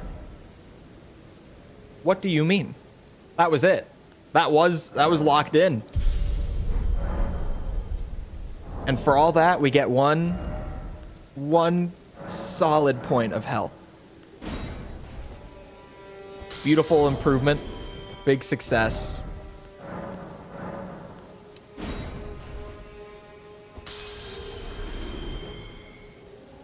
And we are not very close to the next level. But that's fine. What else can we do here? What else is around that we could do?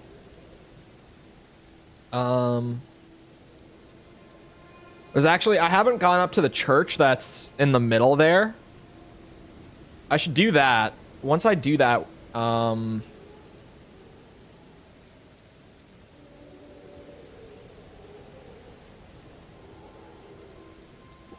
we should probably go to the Erdtree and get the physic things.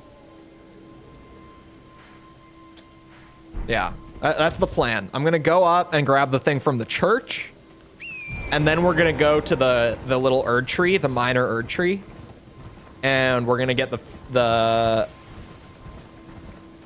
physic tears, the orbs, the orbs.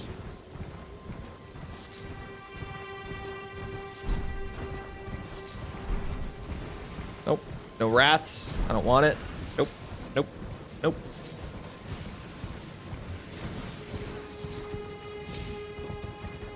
His alter ego, Chole. Whoa, whoa, whoa, whoa, whoa. What are you implying that Chole is not the skilled gamer?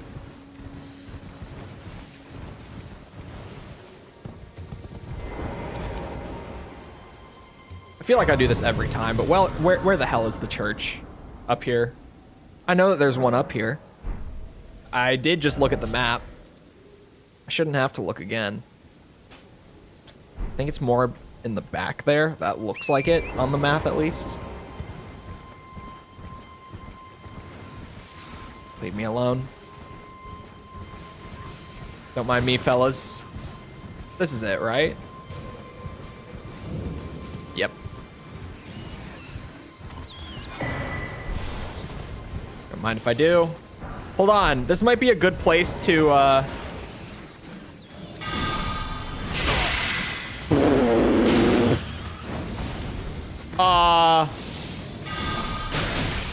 what? Oh, Jesus. Oh, I might have made a mistake here. We never back down. If we pick a fight, we have to stay and fight. I just kind of thought that the T-pose would be better than that.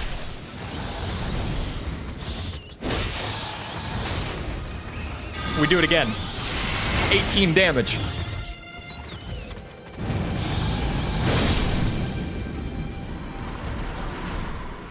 Oh.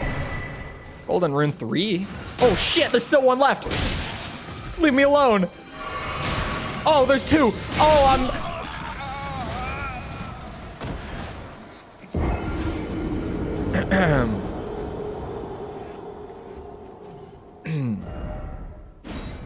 Steak of America is very nice. I appreciate that. Miyazaki.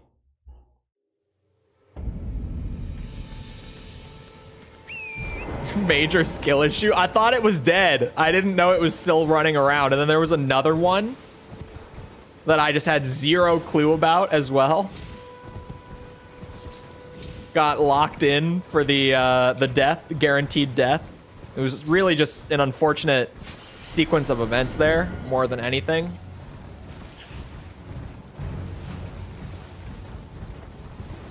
Okay. So now I can't use my map. We'll just have to find a way. Now I can use my map. I want to go up to that Erdtree.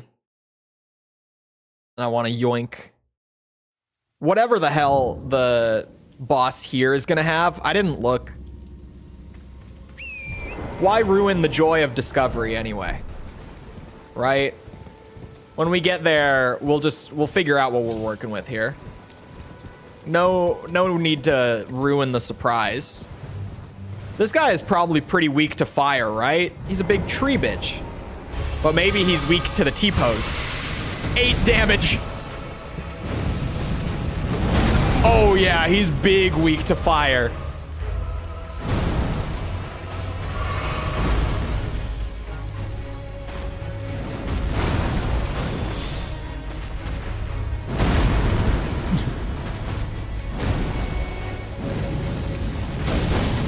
Oh my god, that's just a beautiful amount of damage. You love to see it. Just wind up one big swing.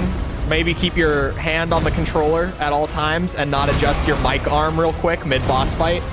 Probably a bad idea. Uh-oh.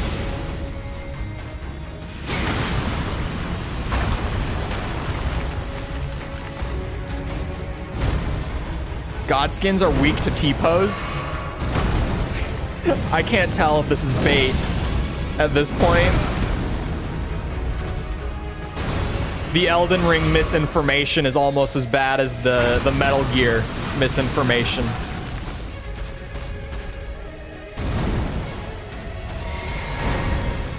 Everyone's always like, actually, Kojima hated this game. You shouldn't have played it. When Kojima produced the game.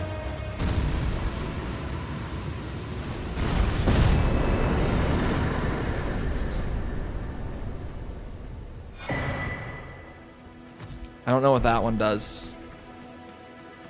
Crimson Burst. Is that a skill buff one?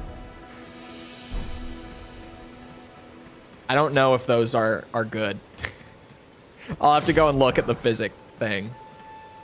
Because right now, my physic is literally just, what's it? Restoring half my health. Because that's the first time I've actually stopped by to fight any of these. Oops. Oh. It's like, why can't I open map?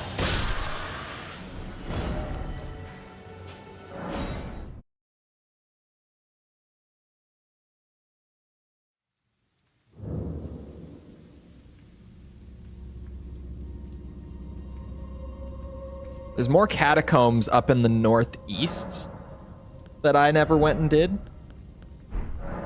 I wanted physic. Oh, no, this is the one that steadily gives you health back. Oh, this one is actually really fun. Hold on, I think I'm gonna use both of those for now. Did you see your Elden Ring character I posted in the Discord? No? Oh my god, why? What are those antlers? Why is my beard so thick? Who gave me such a beard? Did you use an old picture? Where did that beard come? You used beard. Okay, I was like, what? Where did that beard come from? That makes sense. There's a catacombs up here somewhere, ish. We can find it. Probably. The beardathon beard. Can I, like, get around this ledge from here? Nope, that's a no. So we're probably gonna have to go up and over then.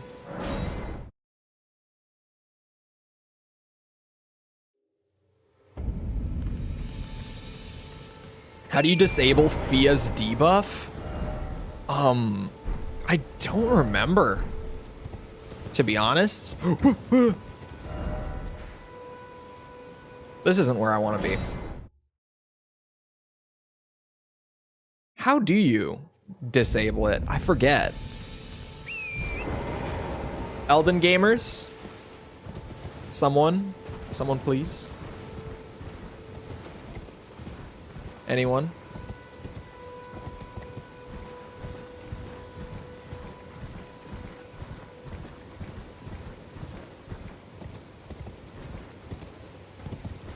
We're gonna have to cross over this, I think.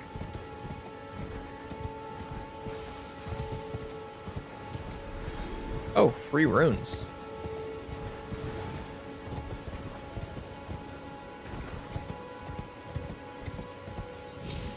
There we go.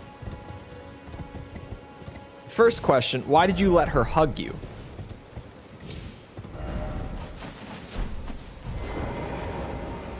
Show me the way, oh statue. Thanks. Thanks for that. Hello, Gustavo. How's it going? That was the most useless guidance I think I've gotten. Probably don't want to mess with that.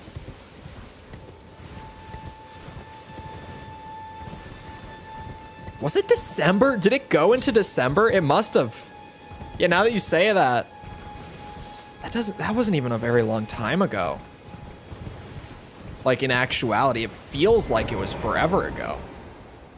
It's probably just because of how much I've done since December.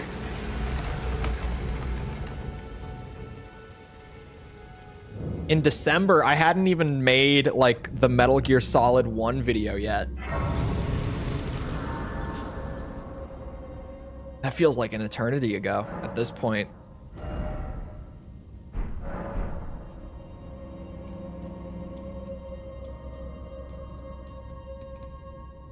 Let's hope that these catacombs aren't a fucking death trap. It's a good start. Dropping an imp in behind me immediately as I say that. It's a good start. Am I gonna do another one? Probably not. I don't think so. Unless we raise the,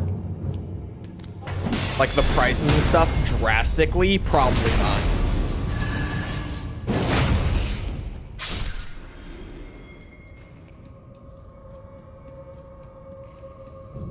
That thing was kind of miserable to have.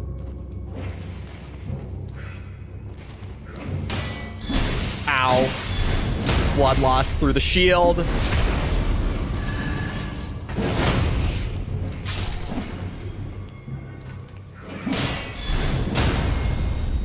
Be on the OnlyFans to see it. That would be insane to do. That would just be something. Hairathon? No. My hair is too long. I'm trying to get my schedule to the point where I can actually, like, take an hour to go do it.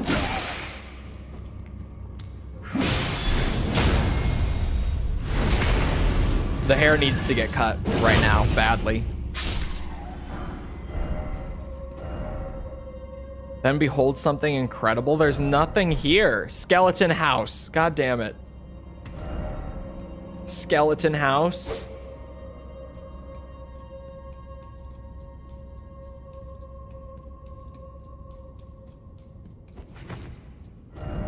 There was nothing there.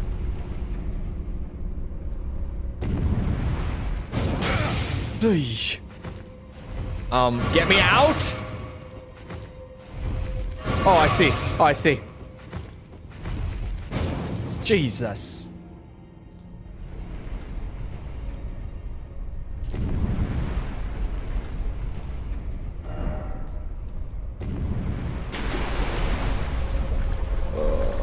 Give me $30 right now if you go get your hair cut this weekend. The schedule needs to... I need to get back on schedule. Like, actually back on schedule. Not, like, I was able to get the Assault Horizon video done for Monday, but the patrons only had early access for, like, 12 hours.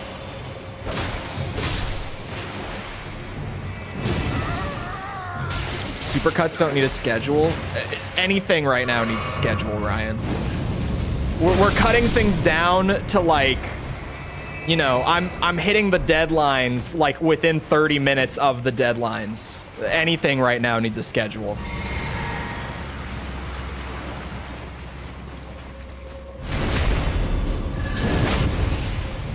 I don't even have time for my Tekken addiction right now. As much as that sucks. I wish I had time for my Tekken addiction right now. Are these guys infinite? They must be, right? They have to be.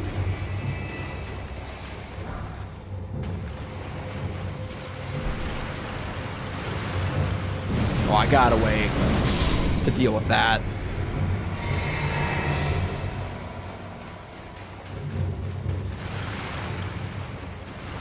How much time does it take to edit one video? Depends on the week.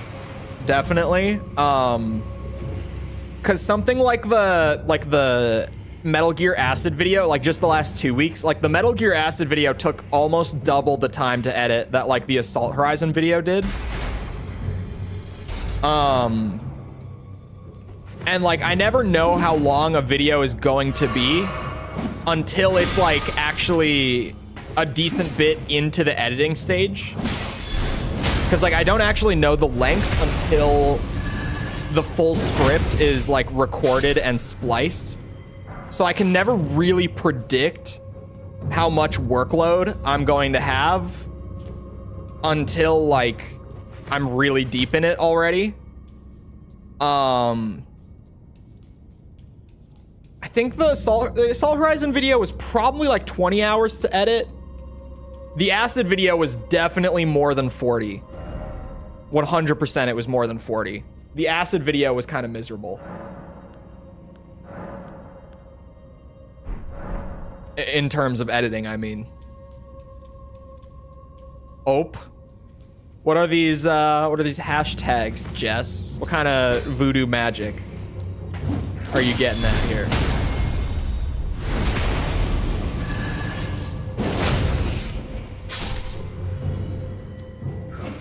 Ow. I thought I could sidestep it. I was trying to do some Tekken shit. Get out of here. To transport too many things at once? What?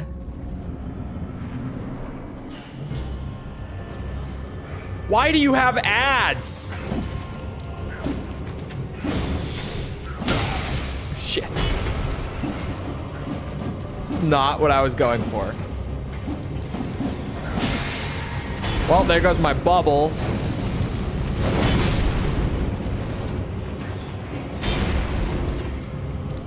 Who gave this guy ads? Whose idea was this?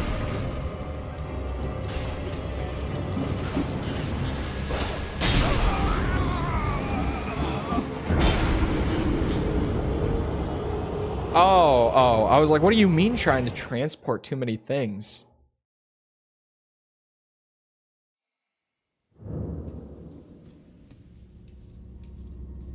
But yes, Ryan, my boss is a dick.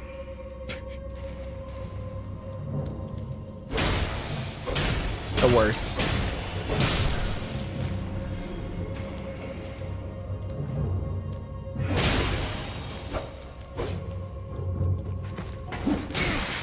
Ow.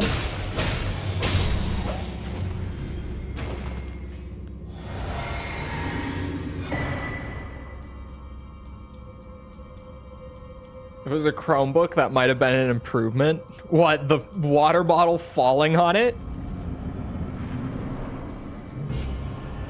I mean, it would be difficult to make a Chromebook worse. It would take a lot of effort to make one worse.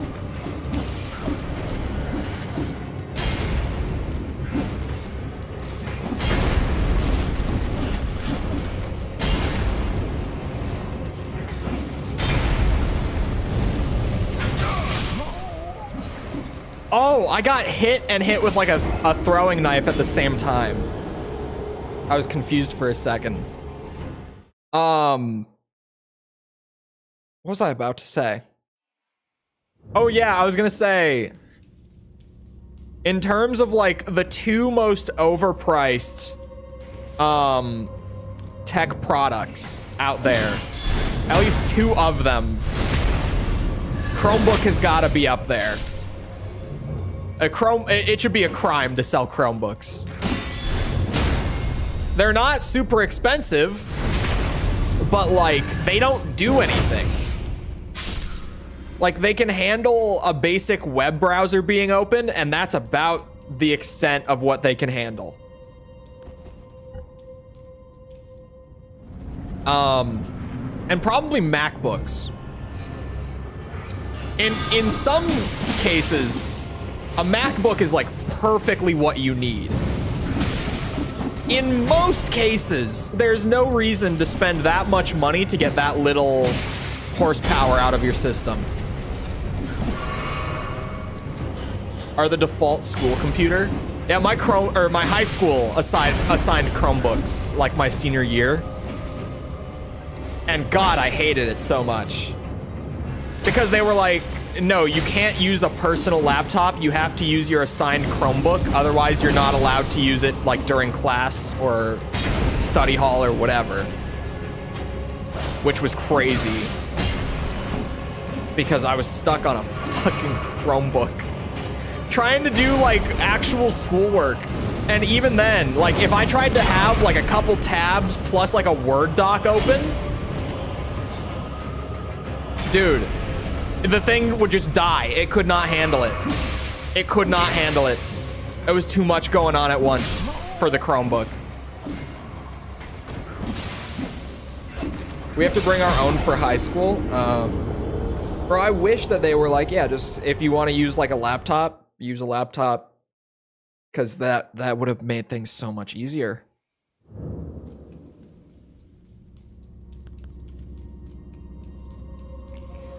The new MacBooks have crazy performance. Well, the MacBooks just have like good CPUs, and that's like it.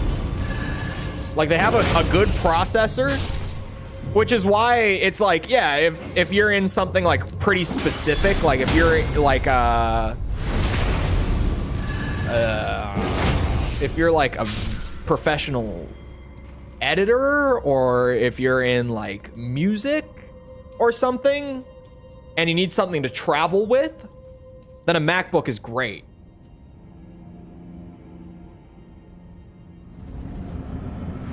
I'm trying to think of more things that a MacBook would be great for. Hold on. My dev friends all use MacBook Pros. Software dev? Software dev. Right? You mean software dev? For a second, I was, when you say dev to me,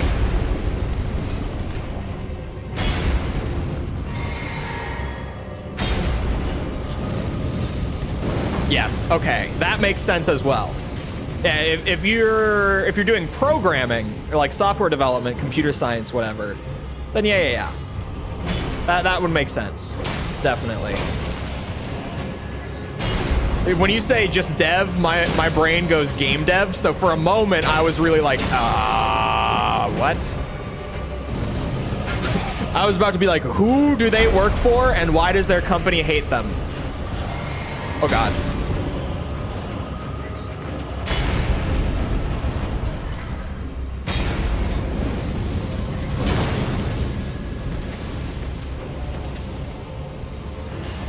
Oh, by the way, update on the easy anti-cheat thing for people who, like, I've been talking about it recently because, you know, there's a game that I play on stream that uses easy anti-cheat. I was supposed to stream it yesterday. I changed it while I waited for more info to come out about that situation. It is on Apex's end. At least that is the official statement as of right now. We have gotten further statements like from Epic Games, who, if you don't know, actually they own and operate easy anti-cheat. Epic Games now has come out and said it is not a problem with the anti-cheat, it is to do with their servers. I don't know if Respawn or EA have said anything yet. I haven't really been on Twitter this morning. I know that last night Epic was like, yeah, it's not us. So I'm streaming AC6 tomorrow now because it seems like the vulnerability is specific to Apex. If you don't know the situation, TLDR, during a pro event, an Apex pro event the other night that was being done online instead of on LAN, as Apex events typically are, to my understanding, there were two players who were streaming. One of them was Hal, who's actually just a really big streamer in general, but he's also a pro Apex player. There were a couple of streamers who, as they were playing in the event, someone managed to remotely take control of their PCs and like inject cheats into their game and stuff. And everyone freaked out and thought that it was the anti-cheat that had the vulnerability. The statement from the anti-cheat account itself, as well as now like the parent company account, is that it's not the anti-cheat and that it's actually Respawn/EA's servers that have the vulnerability in them. I don't know if EA or Respawn have put out a statement on it yet. They might have, because I last checked like almost a full day ago at this point.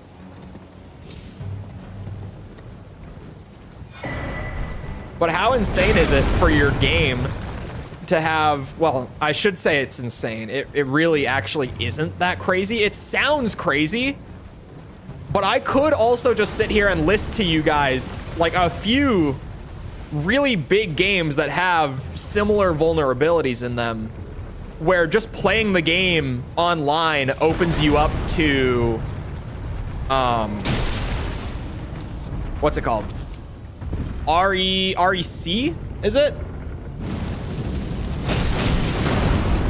Fancy acronym for remote. Is it REC? No. RCE. RCE. I'm stupid. That's it. Opens you up to someone being able to remotely jack into your system. One of them is... Well, actually, it's literally any Call of Duty game pre... I want to say Black Ops 4. Yeah, it would be Black Ops 4. All of them pre-Black Ops 4 have that vulnerability. That was when the system actually changed, when the backend changed for the first time. Or no, not any COD game. I think it's any COD game from... I want to say, I think it's between Black Ops 2 and Black Ops 4. Black Ops 4, you can't get jacked anymore, but Black Ops 2, you can. Just playing Black Ops 2 online on PC, people can jack your system on it. It happened to me while I was streaming a long time ago, actually. Back in the Twitch days. There's one specific person on like Black Ops 2 who really likes to do it, and they They got into my shit way back then using it. So I speak from experience on the Black Ops 2 side. Watching some Supernatural. How much more Supernatural is there? I mean, I've been told there's a lot of this show. I didn't realize how long it was. But we'll see you around, Jess. This shouldn't be that bad. Right? This can't be that bad.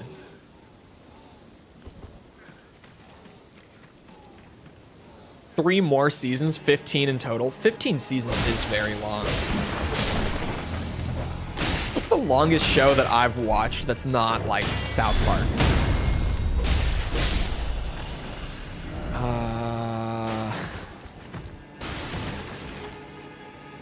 Probably Dexter? I watched all of Dexter. That's 8 seasons. That might be it. I think it is Dexter.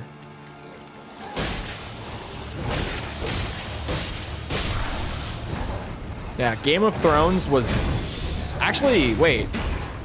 Was Game of Thrones 7 or 8 seasons? Someone will know. Game of Thrones is probably up there, like second place for me. I unfortunately watched all of Game of Thrones, including the last couple seasons. We have time for 8 seasons. I watched Dexter over the course of like 3 years. Is 7, okay. And Game of Thrones I watched like as it came out over time.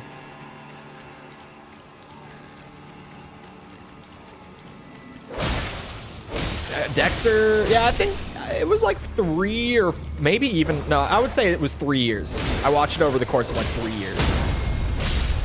Speaking of seasons, I just recently found out that apparently a new Diablo 4 season started like 2 weeks ago. And it's apparently not bad.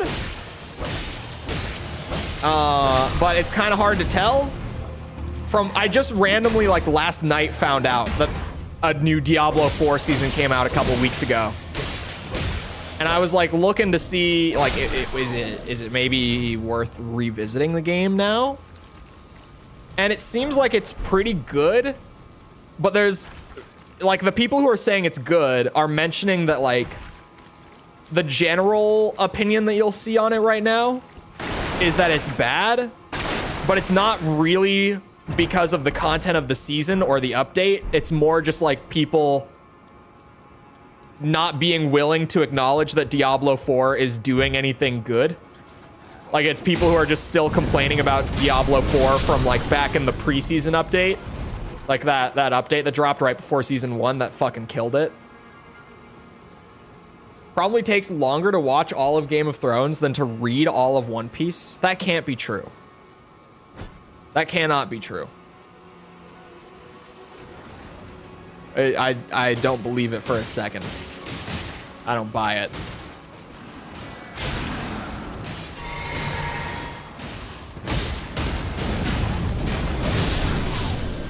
Yep.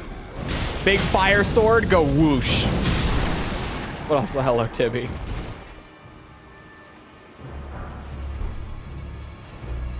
I don't believe you. But that's fine. Bitch. Yeah, well, everyone says that the last Game of Thrones season was like the bad one. But season 6 of Game of Thrones wasn't good either. It was just kind of like okay. It had some good moments, but season 6 was where the problems started. And then season 7 just went completely off the rails.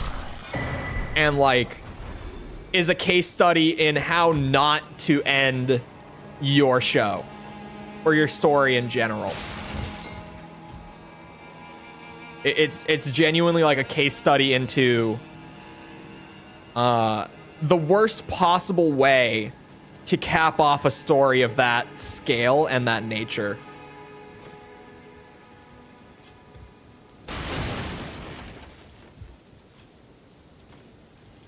Watching Breaking Bad right now.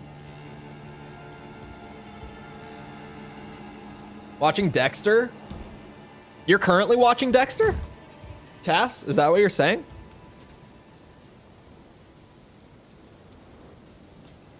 Not enough your mom jokes. I saw. There was not a your mom joke. It's the equivalent of making a Halo game set during... No, it's not. What? No? What are you talking about, Willis?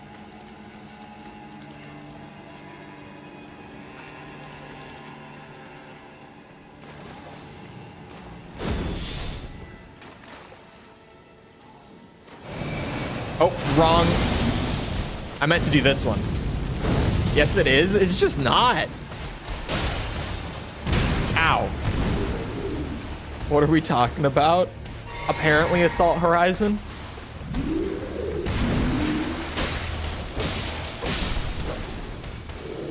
My name is not Willis. It's a reference. Gary Coleman. What you talking about, Willis?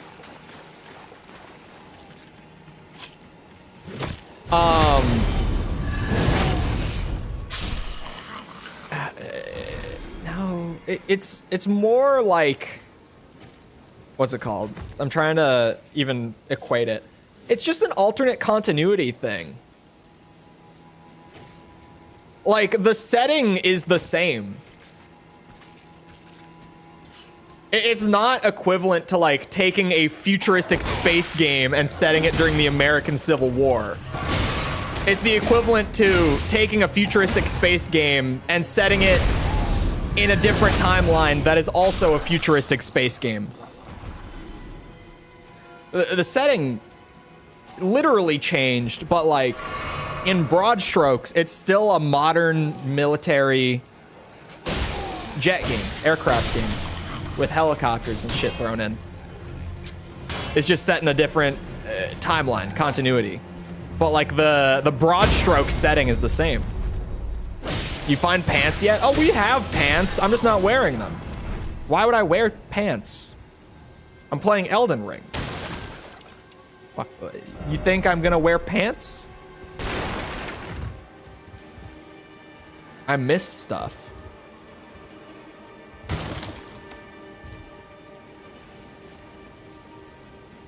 What about an Ace Combat game in space? Honestly, they should have done that.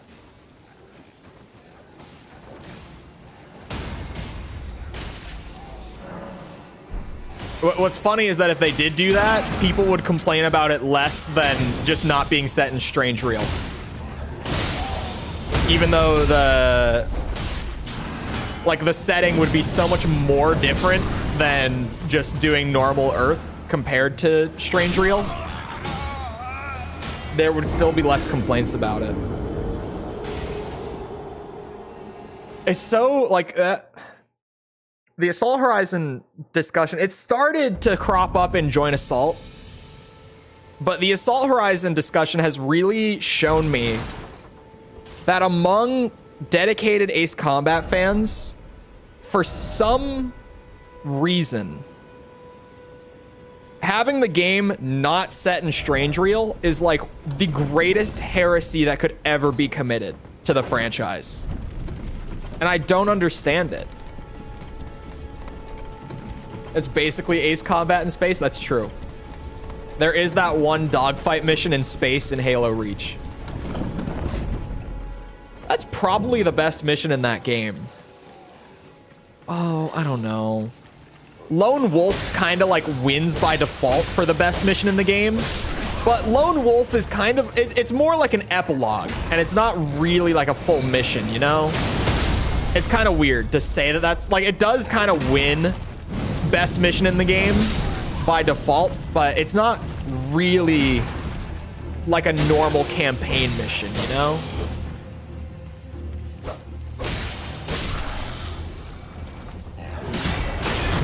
Oh god.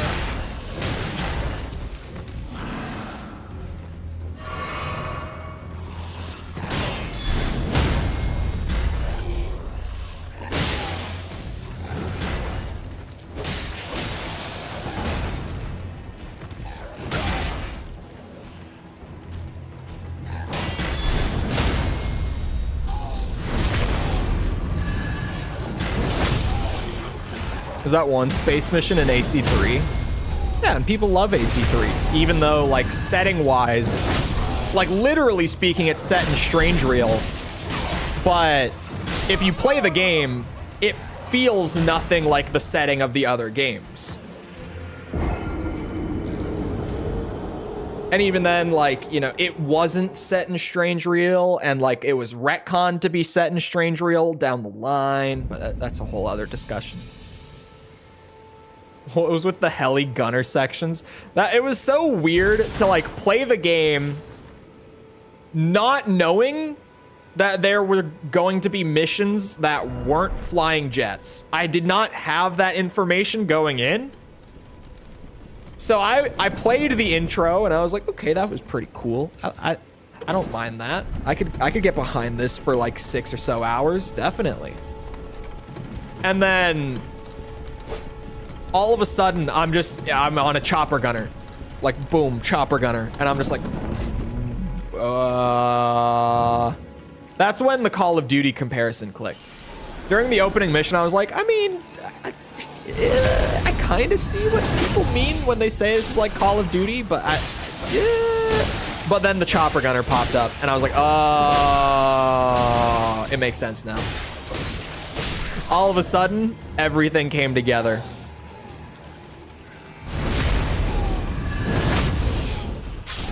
Wow.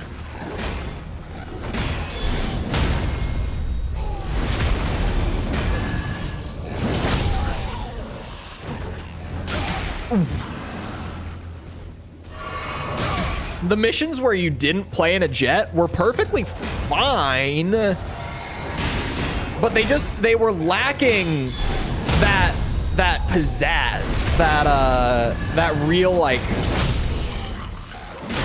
fun factor. They had appeal for like 5 minutes apiece, and then it was like feels a little wrong when it's not set in Strange Reel. I don't know. Because maybe I'm the odd one out in this sense. It's starting to feel more and more like it for this specifically. But like, I'm not overly compelled by the world of Strange Reel. Like, it's kind of just, you know, it's a place that's got locations and They just kind of like mention little lore tidbits here and there, and they're interesting enough, but because they're never like center stage, I don't really see Strange Reel as being core to the identity as much as just like the gameplay. I feel like it's a gameplay first experience. Because even some of the games that are more significant to the lore, like AC0, it's so clear when you play them that like the story is still like the backdrop, the set dressing to the gameplay, right? So for me, it's kind of just like, ooh. Now I'm playing Ace Combat, but that's the Eiffel Tower. Or that's Miami Beach. And to be honest, I would way rather visit Miami Beach by flying a fighter jet over it than actually going and walking along Miami Beach. It kind of sucks. I don't know if anyone here has ever been to Miami Beach. It's not really as nice as it looks. Like when you see it in media and stuff, it's definitely not as nice as it looks. There are much nicer beaches in Florida. Like if you want to go to the beach in Florida, don't go to Miami. Go to like, I mean, if you can afford it, go to Naples. I road tripped down to Naples like for the day once. With some friends, and it was great. It was beautiful, but Naples is just so like obscenely expensive. You can afford it, go to Naples. But if you want to go to like a nice beach in Florida that's not, or that is better than Miami Beach, go to like Tampa, or I don't know, is Pensacola expensive? Because I also like went there for the day, but like stayed at I stayed overnight at like a friend's family member's house. So I don't know if it's expensive to stay in Pensacola, but it's beautiful there too. Isn't Florida full of alligators? Central Florida is full of alligators, yes. If you're going coastal, you're not going to see alligators. But if you're in like Orlando, then yeah, you'll probably. Well, Orlando, when you're in the city of Orlando, you're probably not going to see them, even though there's a chance. They kind of just pop up like in downtown, and it's just kind of like, hold on, alligator in the street. We need to handle this. Road is blocked until animal control can get here. It happens, but you're probably not going to see them in Orlando, like in the city. But if you're in like the suburbs of Orlando, like you're kind of going around the edges of it, or you're driving through Central Florida, you'll probably see alligators, yeah.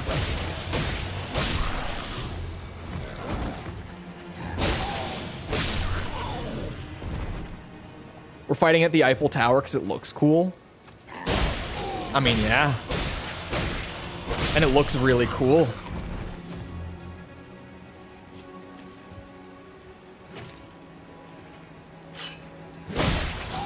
I tried the game after enjoying those videos. Yeah, that, I feel like if you get into it in the first place for the lore, I could see that.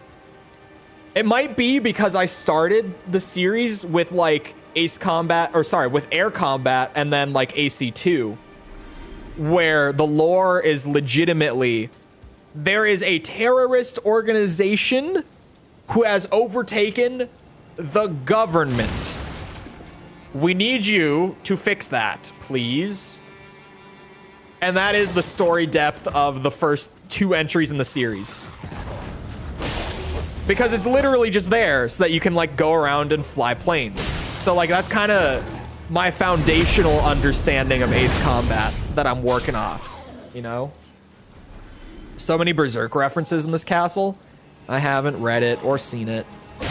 At this point, I might just watch the older adaptations because the new one is taking forever.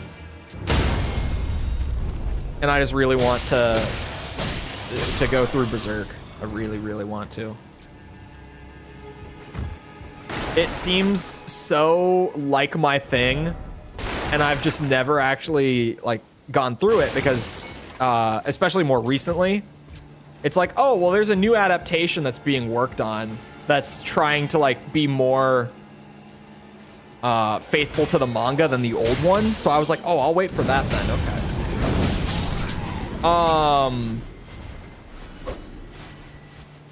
But it's taking so long. Like we've been hearing about this adaptation for like almost 2 years now. And I'm just like, dude, I just want to watch it. And like every friend of mine who's read Berserk has told me that it's like the greatest thing ever. But it's generally recommended that you read it instead of watching it because the old adaptations just aren't very good, apparently.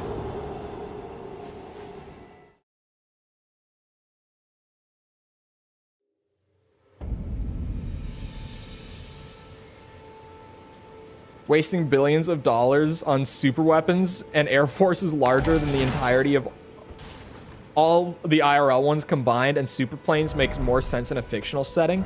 Weird, like, it was kind of weird with Assault Horizon because I found that, like, I didn't notice the lack of, like, super planes, super weapons, etc.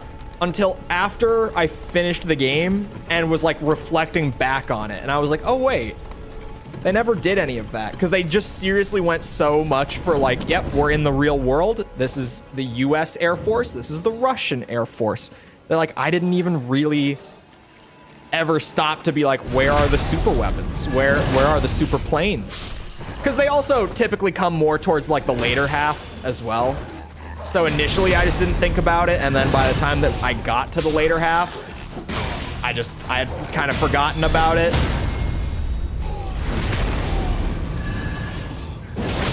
And it's always for the worse. Yeah, I've been told, like, if you're gonna experience it, you're supposed to just read it. And, like, so I've just stayed away from watching it. And more recently, like, you know, we've known for a bit that, like, there's a new anime adaptation being worked on. But at this point, it seems like there's just probably some weird internal stuff going on where it kind of is starting to feel like it's never going to come out. So I'm kind of just like, do I just watch the old ones so that I get something? Like, because at this point, it's starting to feel like this is just not going to happen. God damn it. I just want to clear you all out in one big sweep. Is that too much to ask?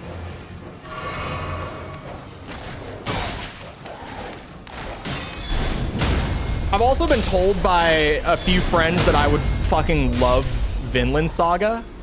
I don't really know what it's about or anything, but I've been told that I would love it.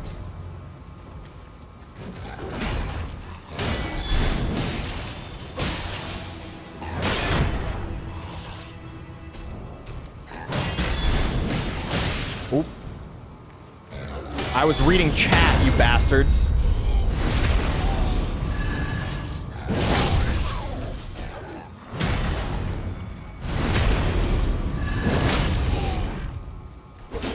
Nice iframes.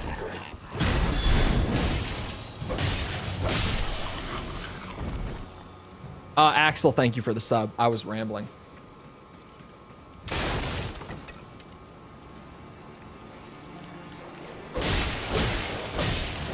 It's about Vikings. Oh. That's not what I would have thought it was.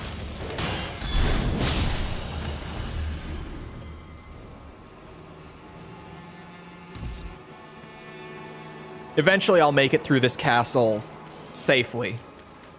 Give it time. This is what happens when you try to play Elden Ring like a normal human being. You get your ass kicked like a normal human being as well. The game is made by design to do this to you. So when you play it as designed, this is what you get. This is what you get.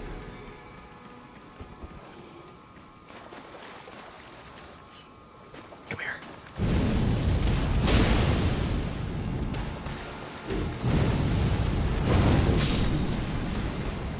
If it works, it works.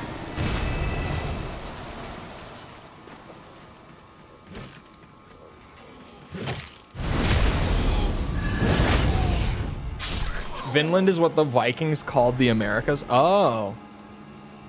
The Vikings knew about the Americas? Wait. Rewind. Hold on. Wait.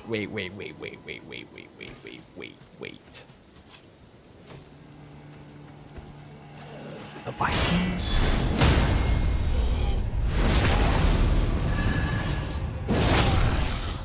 They discovered America way before Christopher Columbus.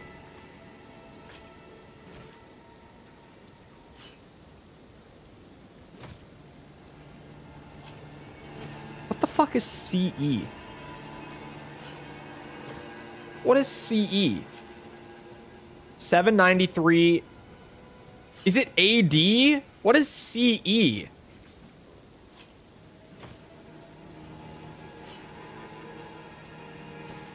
Common Era?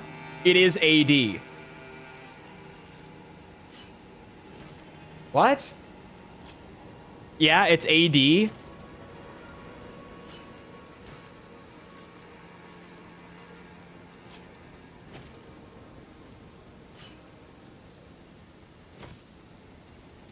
I'm more caught up on this now.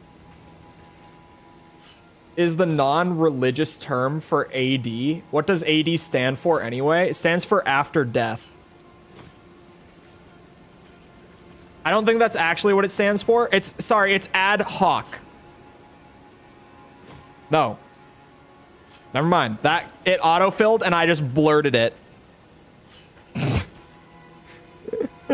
Anno Domini. It does not mean after death. It's commonly interpreted in English as after death. It's Latin for the year of our Lord.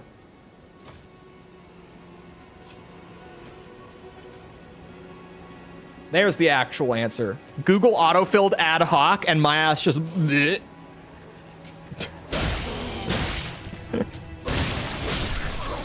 Commonly, you'll hear people just say after death, because it is... The year of our Lord isn't the year that he was born. It's the year that he was crucified.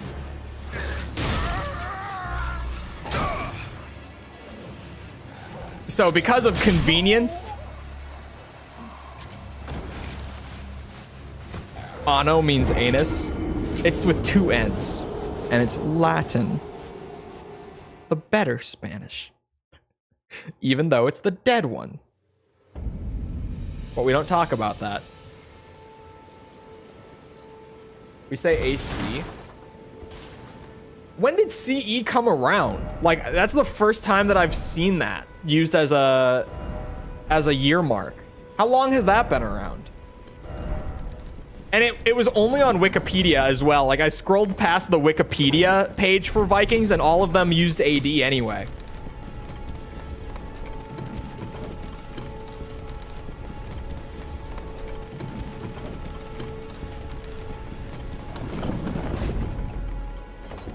Been around for a while? It's just not commonly used then? It must be commonly used now if Wikipedia is using it.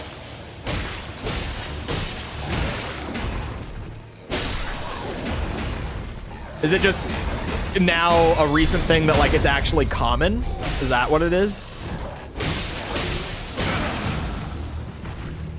Also, how bitch-made do you have to be to come up with a new distinguisher for calendars just because you don't agree with the origin of the distinguisher?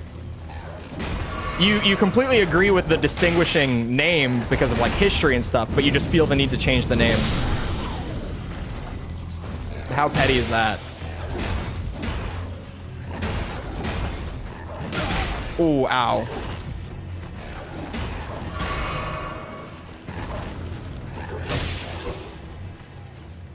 We need a new calendar or something. The reason that we don't have a new calendar is because this is genuine too. The reason that we don't do it is because then we would have to retranslate all of our, like, historical timeline into the new calendar if we commonly adopted one. That's why we don't do it.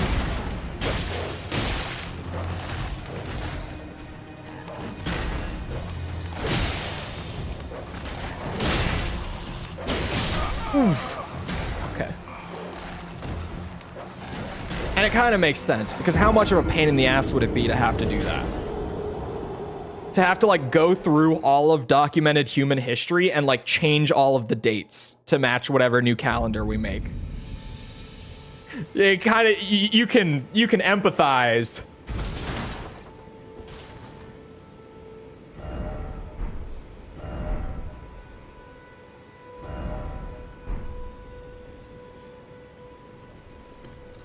Were invented by Roman emperors. What do you mean the 2 longest months?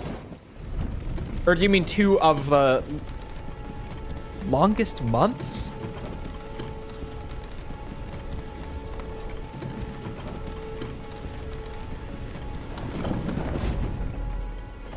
What are we talking about?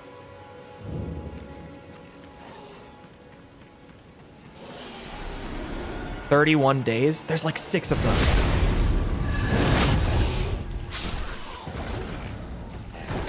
Or is it 7? I can't keep track. Or sorry, 5. Is it 6 or 5? Math is hard. August and July. Those don't even both have 31 days, do they?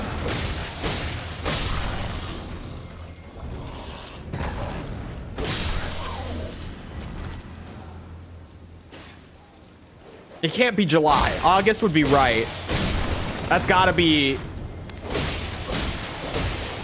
Oh, Augustus and Julie. Really? Okay. Hold on. Why am I Googling this? I have a calendar on my computer. I might have made that up. The longest part is just where I was like, wait a second. Wait, no, they both have 31. They do. Are those the only months that are back to back that both have 31 days? It has to be. I didn't even know that they were back to back and both had 31 days until I went and looked. Because why would I know that? Why would I just have the common knowledge of like, oh yeah, you didn't know that August and July both have 31 and are the only months that are back to back that have 31 days? Why would I know that? Off the top of my... Why would that be relevant enough for my brain to retain it? I'm gonna lose it within like 2 days again.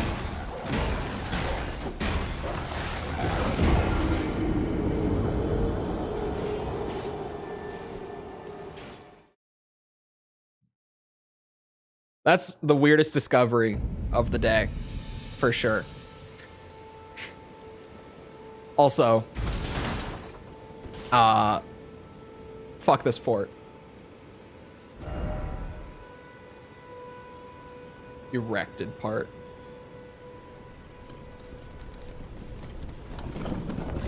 Wait, January, February,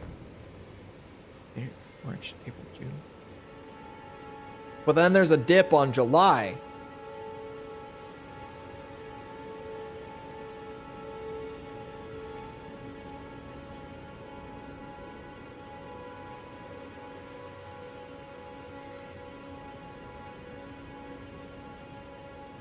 September. Hold on. I've got to be doing something wrong here. I'm looking at my knuckles. January, February, March, April, May. May, June, July. Never mind, it does work. I was going April, June. Anyway. You don't know this and you call yourself a man? Yes, I 100%, I think about the Roman Empire every day. Definitely.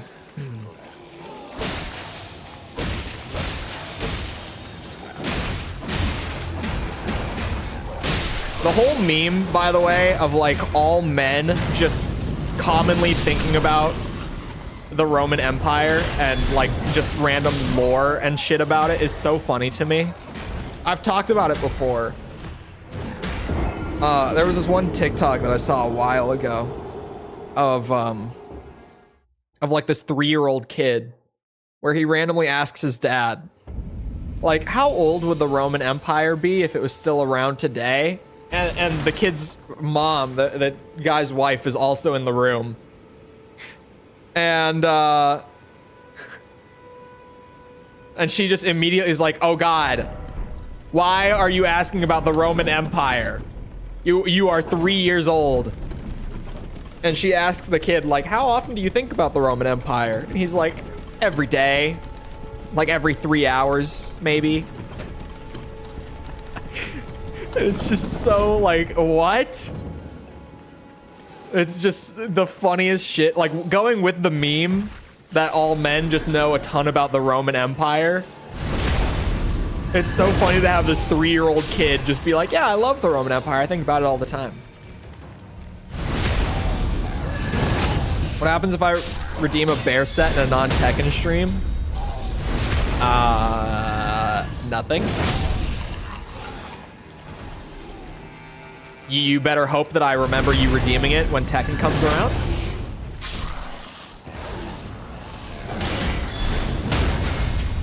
Because if I don't believe you, it's not gonna happen.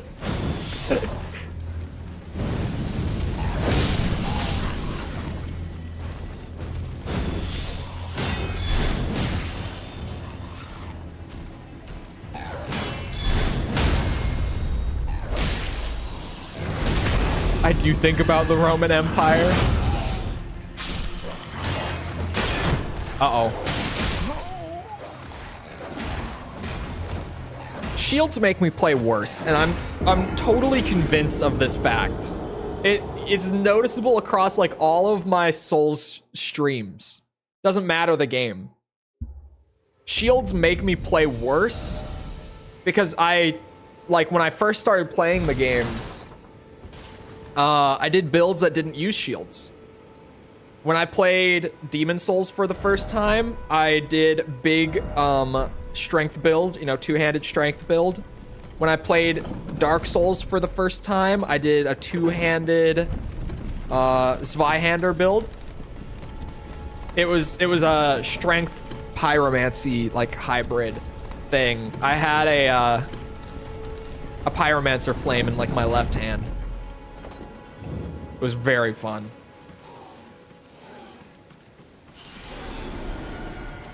I got so used to like fundamentally playing Souls games without shields that now when I try to use them, I genuinely play worse. But I use them a lot on like my more recent runs just for like the variety of it. Because I historically have not used them and they look cool.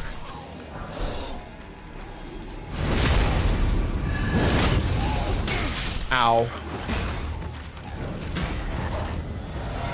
This is fine. I told you it's fine.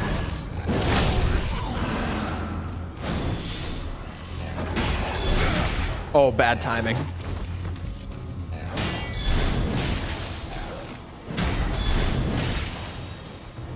God, Barricade Shield is awesome, by the way.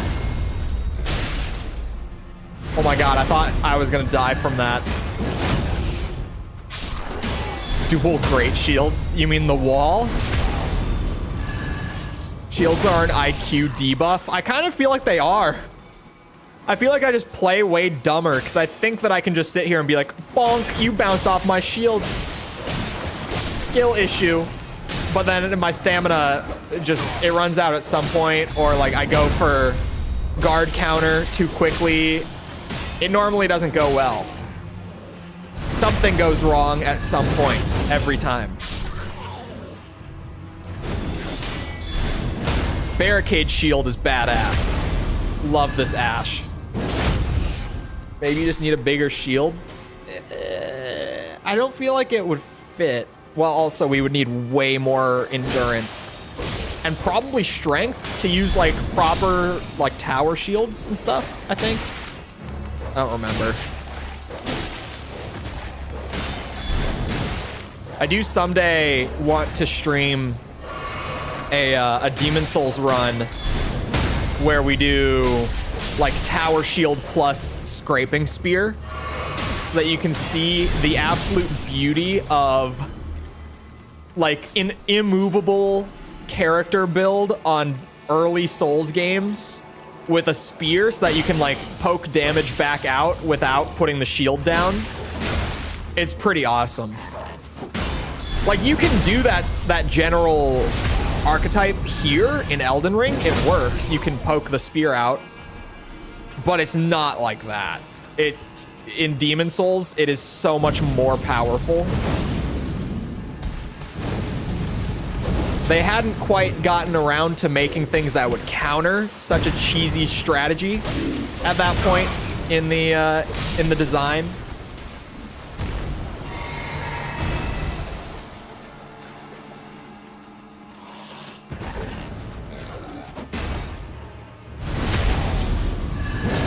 After that one time where we switched to DMC2, I don't know what you're talking about, A. B, it was because my RPCS 3 broke, and it took a long enough time for it to get updated and fixed. That at that point, it was just like, well, it's been so long now.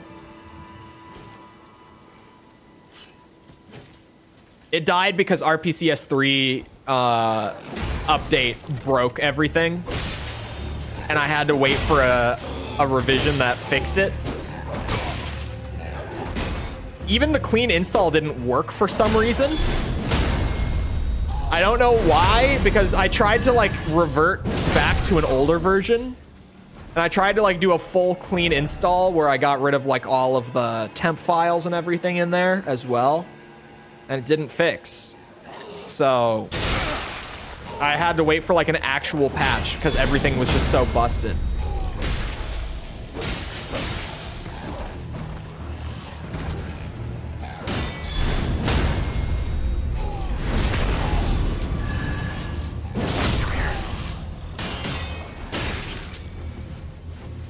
one of the very numerous reasons that as a creator, I am like, if I don't need the update, I don't want it.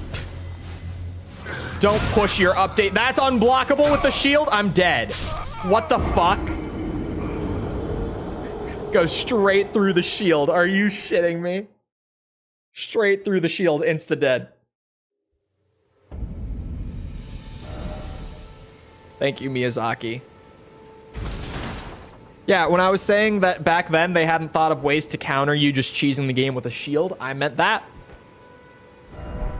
I meant stuff like that.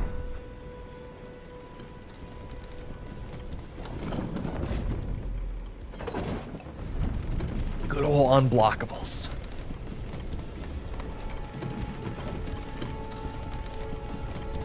I would like holy damage that's not bad. Unfortunately, there's not much of it in early game Elden Ring. A lesson that I am learning very painfully today. I really thought we were getting somewhere, and then I was met with the cruel reality that if I want actual holy damage incants, they are just not. They're not around at this point. This is as good as it gets currently. 22 damage.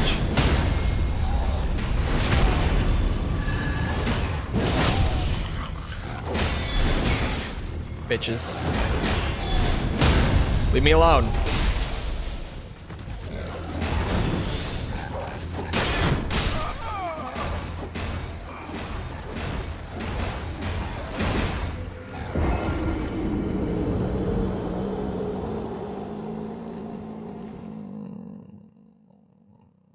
Was put in the games as a joke. It's always ass. It's not as a joke.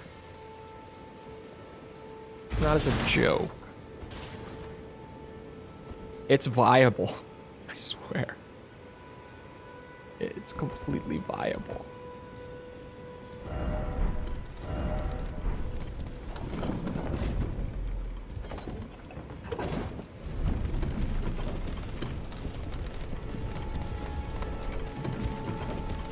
This is what I get for trying to play Elden Ring like a normal human being. I get my shit rocked. I say as I'm running around naked, mostly like a normal human being while also still having some fun, okay? I may be naked, but I deserve to be naked. I've earned that much. Did you get Fox rank? Yes, we did get the Fox rank. First try. No road bumps. No skill issues. Nothing.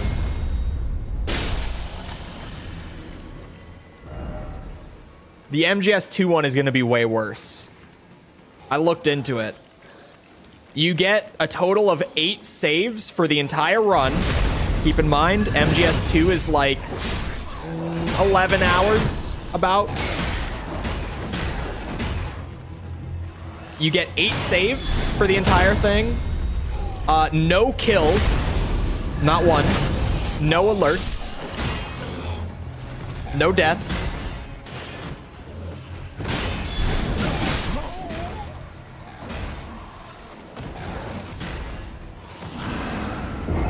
What about Ghost Babel? Ghost Babel doesn't have achievements.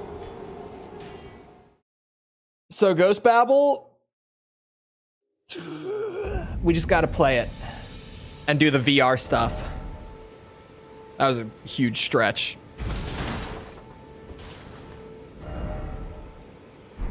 Did you switch to MGS2? We have the VR missions for MGS1, the expansion. We started doing that. And they were kind of fun. It doesn't seem like they're gonna take as long as people said they would. It should only be a few hours. We already got like 3% through it just at the end of that stream. I don't expect it to take more than a few hours to get through it.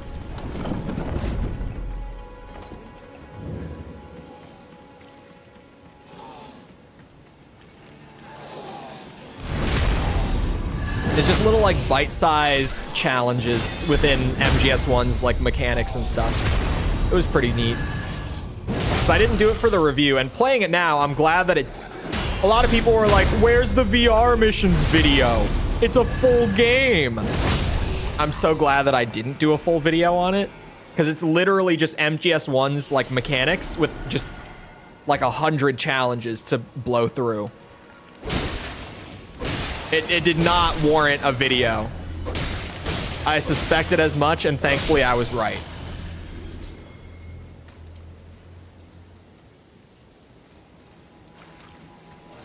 Vroom vroom. Gonna stab you in the bum.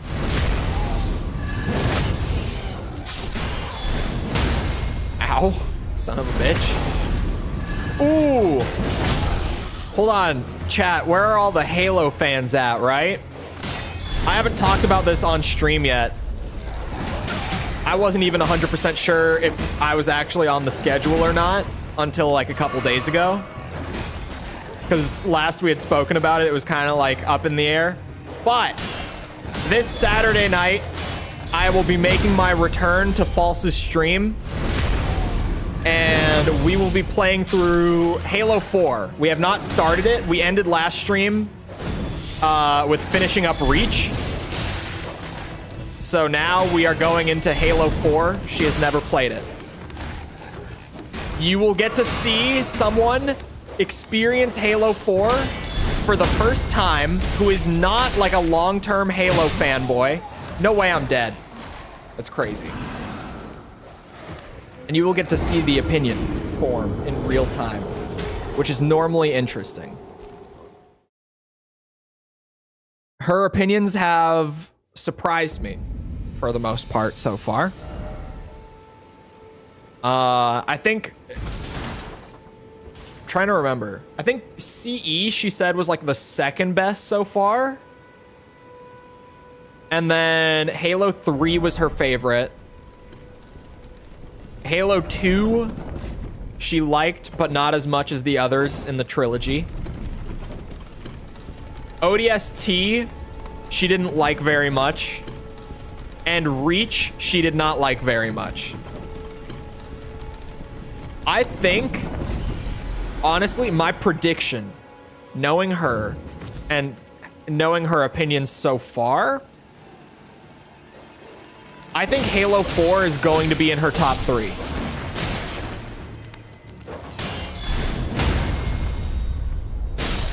I think it's going to be in her top 3. I think it's going to beat out Halo 2 for her, which will be interesting. Because I also, in more detailed terms, what she didn't like about ODST, like her main thing with ODST and Reach, was she doesn't really care much for any of the stories that don't involve cheap. Like the highlight for her story-wise when we played Reach was Cortana showing up at the end.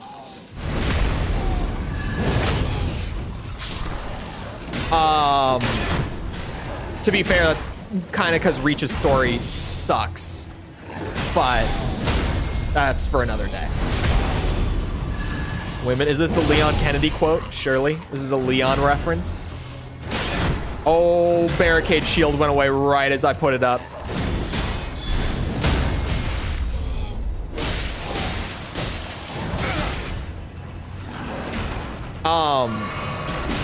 So she's been waiting for the return of Chief and Cortana, as we all were back then. For those that were around in the Halo scene back then, as we all were.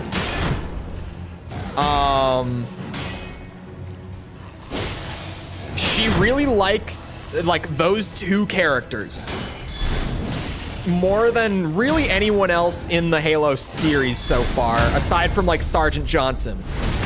Rest in peace. So like those two are gonna come back. One of her biggest complaint, like she always says, the reason that Halo 2 is worse than the first game for me is because the levels sucked. Halo 4's level design, as much as some people dislike it, it is better than Halo 2's level design, for sure.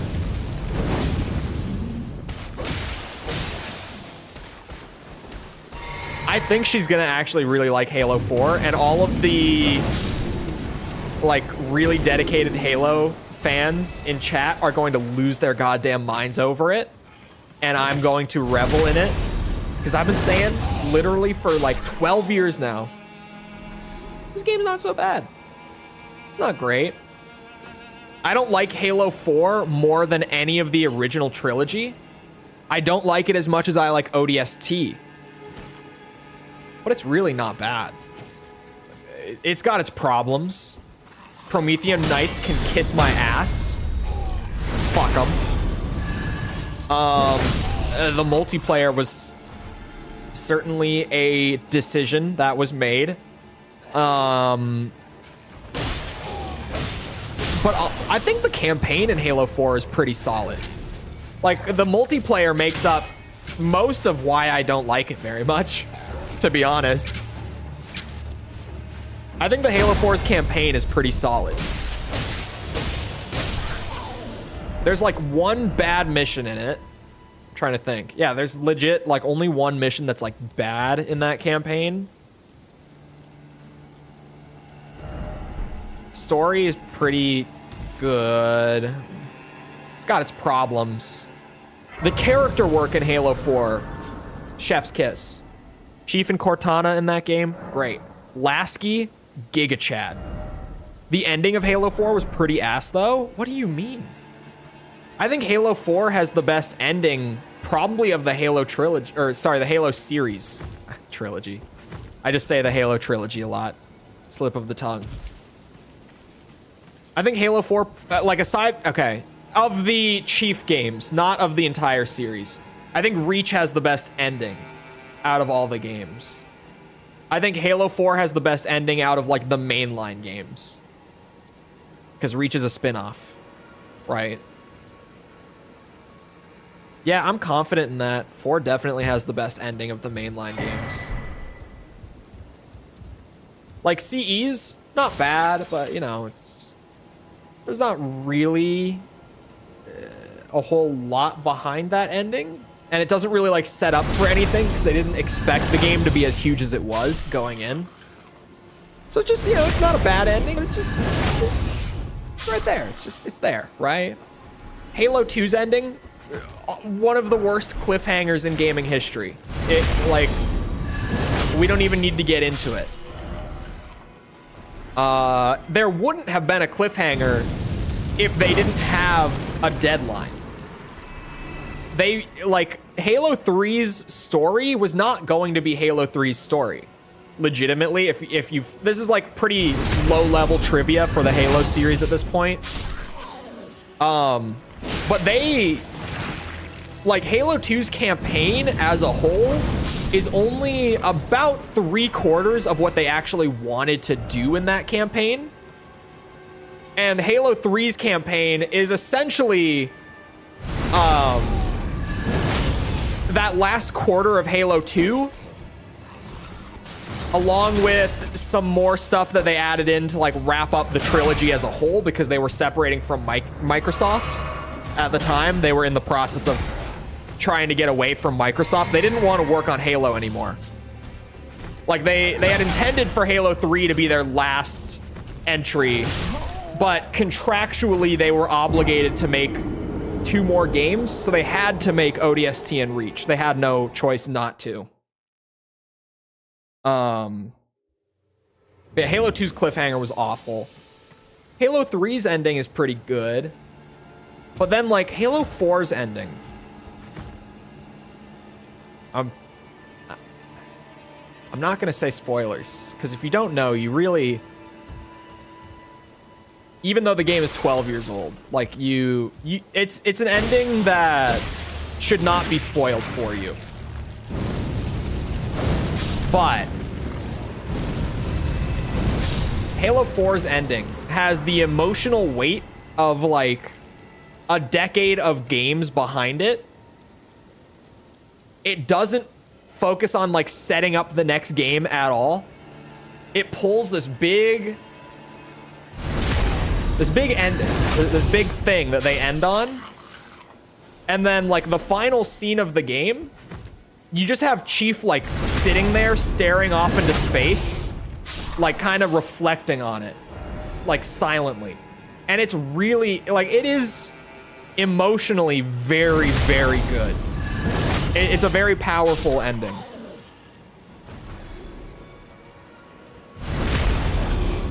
I feel like even among Halo 4 haters, the ending is one of the things that most people are like, yeah, that was good.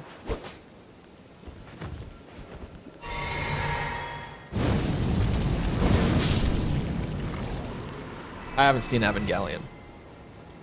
I haven't seen it. Still haven't seen it. Maybe someday. I don't know.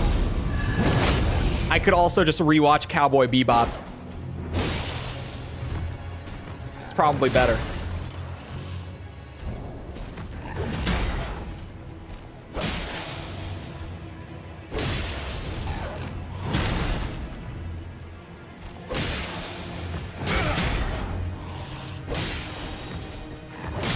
Oh my god, I'm bad. It seemed like it happened for no reason at all. It was built up throughout the entire game. Like from the first mission. It was I was gonna say from the second mission, because the second mission is where it first like gets properly explained, but it's foreshadowed from the very first mission. It gets foreshadowed like 10 minutes in.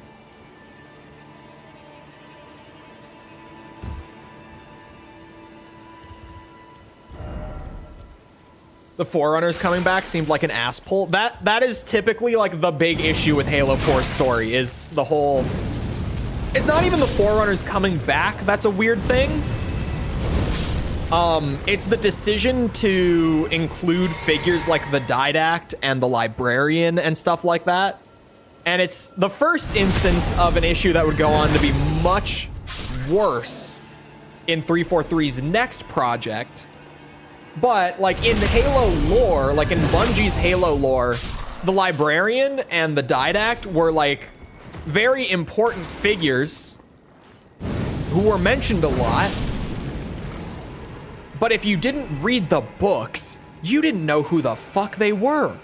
Because they were never mentioned once in the games before Halo 4. And 343 pulling from like extended universe lore and trying to just like make stories with the assumption that you know what's happening when you, as a fan of just the games, will have no idea what's happening, got so much worse in Halo 5. Like almost the entirety of Halo 5's narrative is that. Like just everywhere you go in Halo 5, there's something from the extended universe and they just are kind of like, oh yeah, it's that thing. Don't you love that thing? And if you're 99% of Halo players, you don't know what the fuck that thing is. You've never heard of that thing. Like, I have been playing Halo since I was a kid. It's one of the first games I ever played when I was really little. And I've played them actively for like 20 years at this point. When Halo 5 came out and I played that, I didn't know what any of that shit was. I have to read all the books to understand the lore, or have a British guy on YouTube explain it to you, but yeah. Who expects to read the book? You shouldn't. That's the thing. Like, when you do extended universe, the thing is, if you want to do extended universe, you can, because a lot of people like it. And for writers, it gives you a lot of room to just like mess with things that are non-traditional for a series and whatever. But you have to do that knowing that like the extended universe stays in the extended universe. The mainline stuff is completely separate from it. You do not pull extended universe into the mainline, or if you do, you have to explain and give background to that material when you pull it over. 343 didn't do that for either of the games that they did a lot of that stuff with. They never did any of the explaining part. And that was the big issue with their storytelling in those games. It's like the DMC2 manga. No. Okay. I'm trying to think of a good comparison. Okay, theoretical. Because I don't really know many other franchises that make the mistake that 343 did. So theoretical here. Someone help me out. What's the name of Luke Skywalker's wife? Someone will know it, surely, right? In the extended universe of Star Wars, before Disney bought the series, Luke Skywalker had a wife who was also like a badass Jedi. I don't know her name because I've never gotten into like Star Wars extended universe. Luke has a wife. Yeah. Okay. Great. Let's just go with that. Okay. Context. In the extended universe, Luke Skywalker has a wife. And that was an established character in the extended universe who was there for years, present for years and years. Imagine if in the Disney trilogy, this woman just appeared with no context. Like, no one even when she shows up is like, oh, what's it like being married to, like, no even thing to like let you put it together. She just shows up and you're just kind of like expected to know without them ever telling you. That's kind of what 343 would do with all the like librarian, didact, the reclaimer, all that stuff. To be fair, the reclaimer was at least name dropped like all the way back in CE. But like the didact and the librarian were never even name dropped in the games until Halo 4, where they just appeared and were there and made things way more confusing than they had to be if you didn't read the books.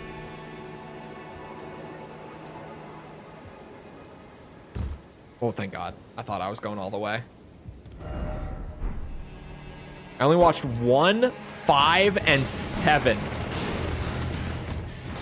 What the fuck is that sentence? Here's what you do. Aniket, here's what you do, okay? Homework time. Ready? Homework time. You go back. You watch those. But watch them in the order they came out. Do not start with episode 1. You watch 4 through 6. Then you watch 1 through 3. Then you watch 7 through 9. That's how it will click. My sister, I talk about this whenever like Star Wars watch order comes up and someone's like, should I watch them chronologically? Fuck no. You will hate them if you do that. My sister, like a few years back when like Mandalorian came out and Disney was really starting to like get that big resurgence behind Star Wars going. 7 through 9 is optional. You really should though, because it's to understand why people hate them. You don't need to watch 7 through 9. You don't need to, but you get such good context if you do. It's one of those things, right? You don't need to play Halo 5, but if you play Halo 5, you will understand why people hate it and share in their pain probably if you've made it up to that point of playing the games anyway. But my sister, back when Disney was like revitalizing the series, also giant feather sticking out of my forehead, she was like, oh, okay, I should get into Star Wars because like everyone watches Star Wars, right? Everyone likes Star Wars. And I was like, yeah, go for it. She decided to watch them in chronological order. So she watches The Phantom Menace and she comes to me and she's like, what even happened in that movie? And I was like, I'll be real with you, pretty much nothing. Whole lot of nothing, really. And she was like, oh, okay. Is it a bad movie? And I'm like, yeah, normally people don't really like that one. She was like, oh, okay. She watched episode 2. A lot happens in episode 2, but the movie just kind of sucks. In my mind, there are people who really like Attack of the Clones. I'm not one of them. She also was not one of them. She was like, what was that movie? I was like, that one's another bad one. Some people like it. I definitely don't. And she heard that like some Star Wars fans like it, and she kind of took that as like, oh, so this is Star Wars. And she was like, if this is Star Wars, I don't want to watch it. She stopped. My sister has only ever seen The Phantom Menace and Attack of the Clones because she decided to watch them in chronological order because people told her it was a good idea. And her understanding of Star Wars is those movies because she did that to herself. And after sitting through like 5 hours of Star Wars and that being her experience, she was not willing to continue. Understandably so. Episodes 1 and 2 can be really fun if you understand the context behind them. Like, if you watch them and this is like your introduction, you're just gonna sit there and be like, what the fuck is this? This is what people love? This is like one of the highest earning media properties of all time? Entertainment properties of all time? What? What is this? People like this? It's the best piece of Star Wars media. As a big Star Wars fan, I have tried to watch the Clone Wars 3 times. I have never managed to get through it. I don't know. I don't know. I've never been able to get through it, man. Star Wars, I say it all the time. Star Wars is like that original trilogy, golden. Beautiful. Super, super good. Then you got those prequels where like, those first 2 were kind of weird. Kind of odd. Not sure how I feel about those. But then the 3rd of the prequel trilogy was like, oh, it was worth it. All the context preceding it, worth it. So worth it. There's a cave. We're going to a cave. Yeah, but you get to the 3rd movie in the prequels and it's like, bro, this movie was good enough that I feel justified having watched those first 2. Those were good. Or that one was good. The first 2 weren't. But that one was. You get the point. The Disney... Okay. Episode 7's not bad. It's not fantastic. But it's not bad. I don't think Episode 7 is a bad Star Wars movie. I think Episode 8 has its moments where it has good ideas. I actually think... This is like my hot Star Wars take, personally. I think the direction that they took Luke in Episode 8 was not disrespectful to the character. It seems to me that the writers of Episode 8 understood the character of Luke Skywalker very well. Like, really, really well. But they got the balance a little off in terms of like what traits are his stronger or weaker ones. And they dialed up what's probably, I would say, like his second strongest trait to be like his primary character trait, which threw a lot of people off. And a lot of people, in my opinion, aren't really looking at his character in Episode 8 through the right lens. And the first, like, 2 times that I saw the movie, I wasn't either, because I was in the exact same boat. It was when I was going back and rewatching the entire series of movies, and it was like the 3rd time that I watched The Last Jedi that I actually understood what they were trying to do. And I was like, oh, this actually, like, makes sense. Even in the context of the original trilogy, this makes sense. But it's just, it's kind of weird in execution because the intent's a little off base. Not far off base, but a little off base. And it feels jarring at first. But once you get it, like now that I kind of get what they were going for, I don't get upset over his characterization in that movie anymore. Because it does make sense. What they were going for. Because a lot of people are like, how could you make Luke into the kind of character who would be willing to, like, kill a 15-year-old in his sleep? That's not Luke. That's not Luke. But one of, like, in my mind, the way that I've essentially tried to break it down, Luke's, like, one of his primary character traits, the one that I mentioned as being, like, his second strongest trait, his primary trait, by the way, in my opinion, is being naive. But his second strongest trait, in terms of the original trilogy, I mean, doesn't apply to the, whatever, you get it.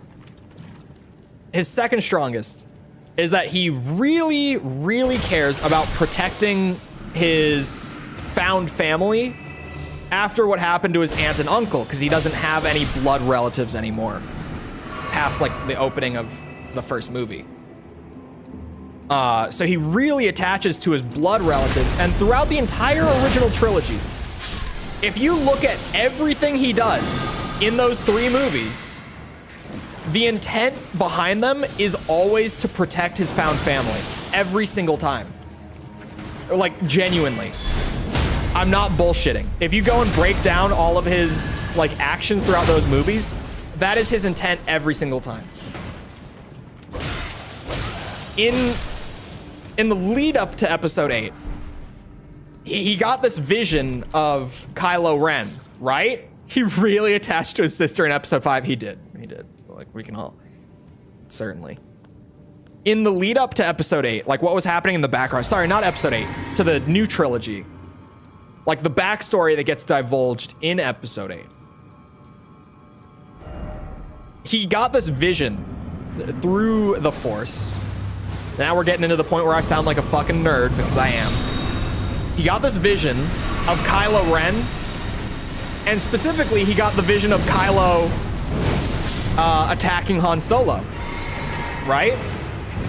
He saw that vision, and in desperation, he tried to prevent that from becoming reality, and he tried to kill a 15-year-old in their sleep.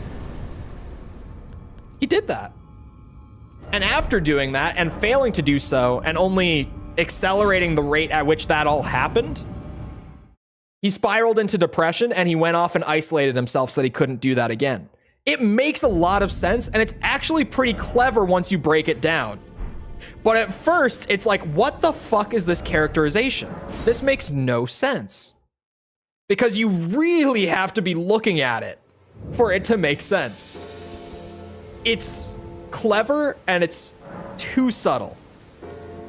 The problem with his characterization is that they are not overt enough with it. They don't make it as plainly obvious as they should have. I feel like if they had just literally spelled it out for you that that's why everything happened that way, people wouldn't be pissed about it. It would be like, oh, yeah, that's Luke. Definitely. But they didn't do that. They tried to leave it to the fandom to interpret. And when you watch it just as it is, it's like, oh my God, he tried to kill a child. Knee-jerk reaction. Like, he would never, ever.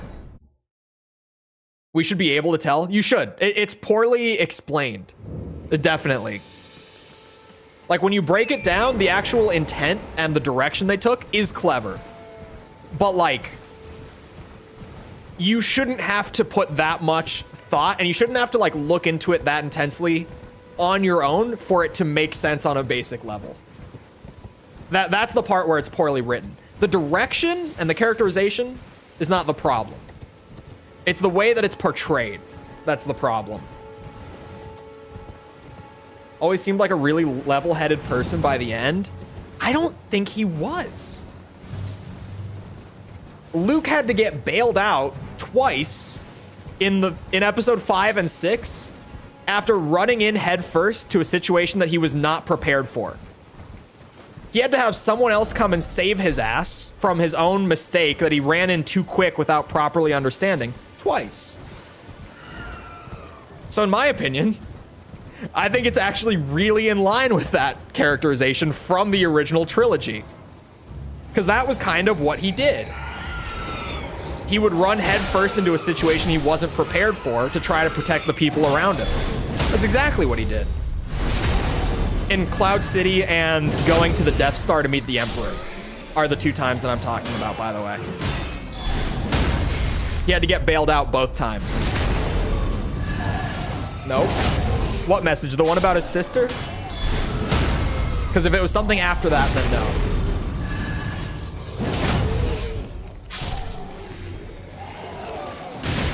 Uh-oh.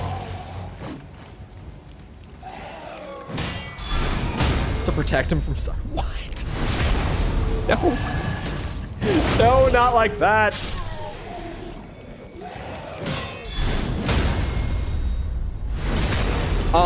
No, remember when I said that I feel like his primary trait in the original trilogy is like naivety? Genuinely, it's that. It's him like running in and thinking that he can handle a situation that he can't and making decisions too quickly. That's exactly what he did when he tried to kill Ben in his sleep. Like, exactly what he did. He just ran in without thinking and tried to fix it immediately. And he didn't think it through. He wasn't prepared. He fucked it up. Which is historically what he does. And that's kind of why he's an interesting character, despite being such a Gary Stu all the time. Despite him just being like, oh yeah, I trained on my own off camera after the last movie, and now I'm a Jedi Master. Yep, that's me. Like, despite that stuff, he's still a compelling character that people like. And honestly, it's because he makes mistakes, and because those mistakes actually, like, affect things.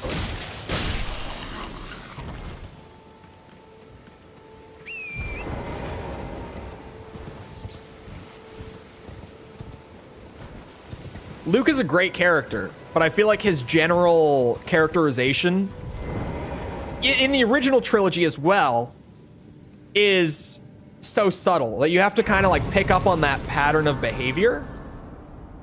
Whereas most people will just watch the movies and be like, yeah, he's just a good guy who does things, and sometimes he messes it up, but he finds a way because hero's journey. Hello.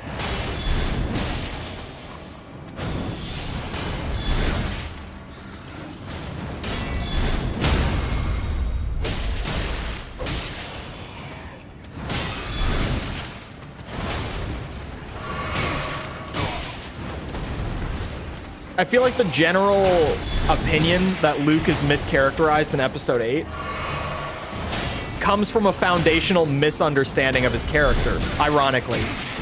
Among like the majority of the fandom, I mean.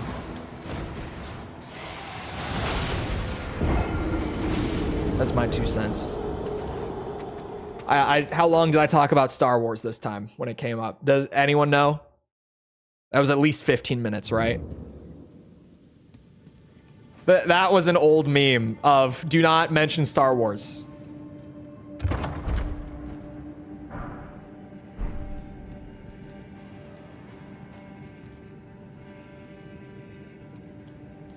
A lot more than 2 cents. That was 50 cents. I was gonna make a 50-cent joke. I'm holding myself back. Keep going, don't stop now. I think this is just gonna be a safer way to get to the same place, to be honest. A lot of coping. That wasn't coping. I wasn't coping. That was genuine character deconstruction. Which is what you should do when you actually want to understand, like, character arcs, motivations, oftentimes story themes, etc. Oh, keep going talking about Star Wars. I can tell you about how Andor is like the second best piece of Star Wars media ever. Only beaten out by The Empire Strikes Back for me. Andor is fucking fantastic. It should be mandatory Star Wars material for everyone. It's so goddamn good. It is so goddamn good. What is it about? Watch it. Just watch it. It is a very... The only warning with Andor is that it's a slow burn. Oh, Star Wars? He hasn't watched Star Wars is the joke.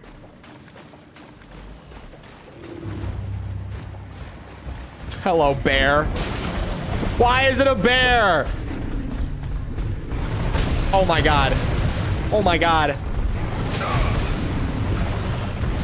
the best of the TV series, bro. For me, it genuinely beats out like all Star Wars live action media. I'll put that on it. Other than Empire, it is that well made.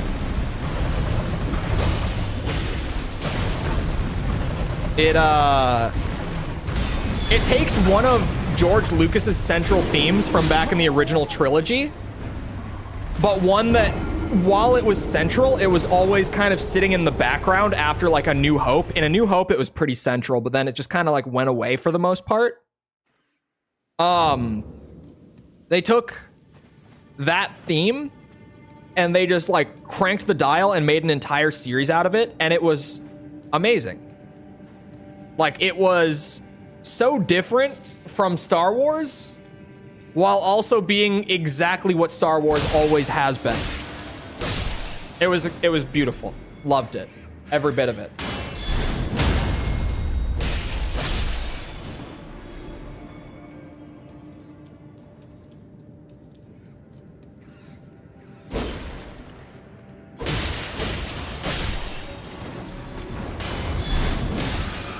Like, way back in the original trilogy, they start out with like, oh yeah, we're like a rebellion fighting against tyranny. And then like past the first movie, it kind of just fell to the wayside in favor of space wizard stuff, which was probably the right way to go, especially speaking about like finances and stuff. Definitely was the right play. But past the New Hope, that like it kind of just went away, and then Andor, they were like, what if we made a whole series about people, like just random everyday people trying to fight against this tyrannical government that controls everything? Like, what if we took that little idea from A New Hope that never came back, and what if we made a whole show about it? And it was so fucking good. And it really made me go, damn, why did Star Wars not do this for the last 50 years? Sorry, what? Go buy one? I don't need a lantern. It's expensive. I don't want it. I have this light. My holy guiding light.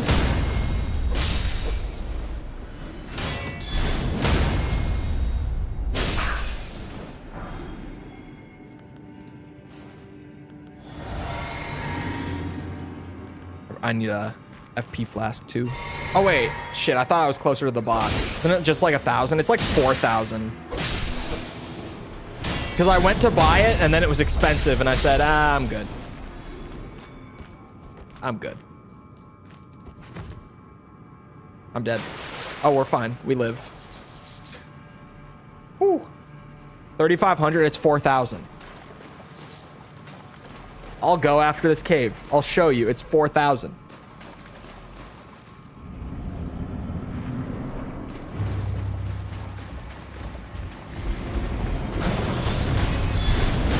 Ow.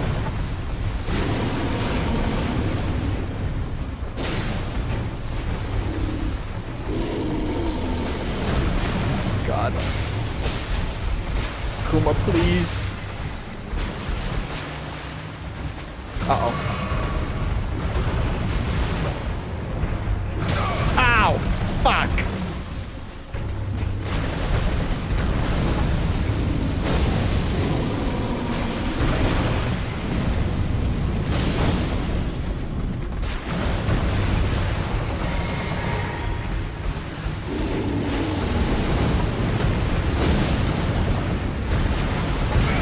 Uh-oh.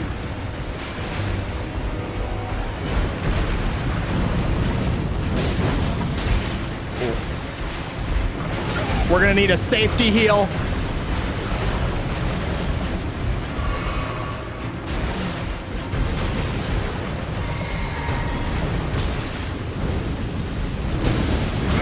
Oh my god, you're alive? Not recommended. What is Spelldrake?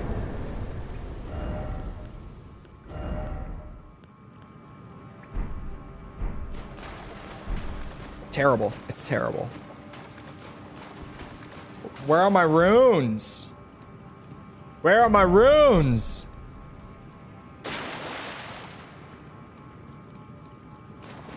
$1,800 is a lie. Back up 1 + 2. Do it, Kuma. Man, fuck back up 1 + 2. Unless, well, actually, I know to counter it. I know it's a low. I know how to punish it. It's very punishable on block. I know the move, but if you don't know the move, what an awful move.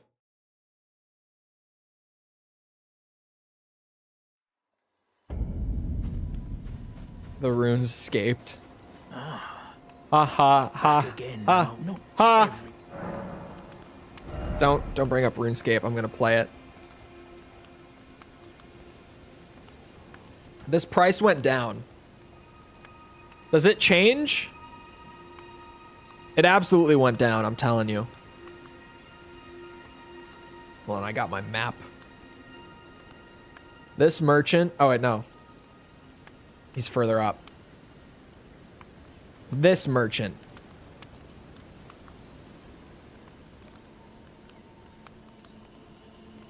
Does it change based on something?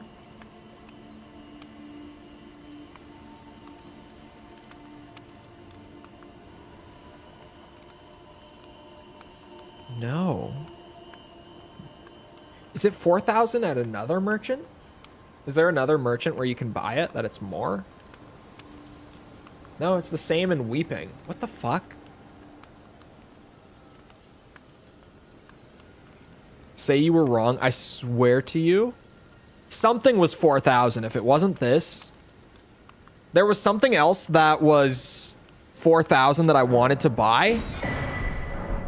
But I decided not to because it was like an entire level's worth of runes at the time, like that I was looking at it. So I was like, oh no, I don't need that. I would rather get like stats than this one item. What was it then? I don't know.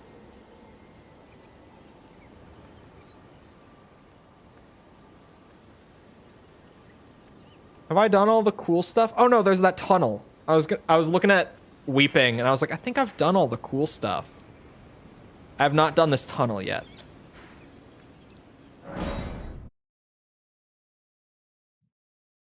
Pissed off the merchant and got a markup. What you're saying is you were wrong. Something was 4K. If it wasn't that, I don't remember what it was. I thought it was that.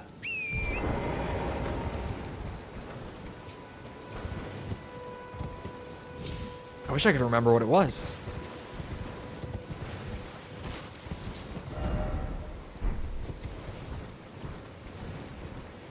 I have not done Rhea Lucaria, no. I've barely touched Liurnia.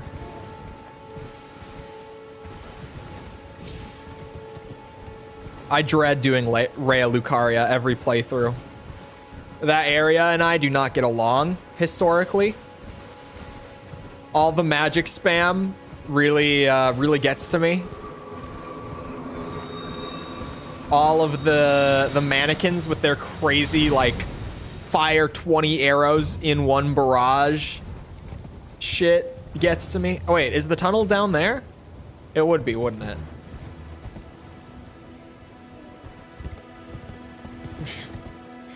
On an animation of beatboxer guy.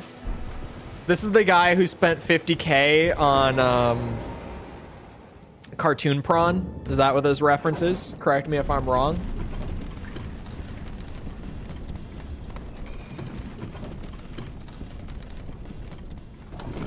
Hogwarts is a pretty crazy place. It is a pretty crazy place.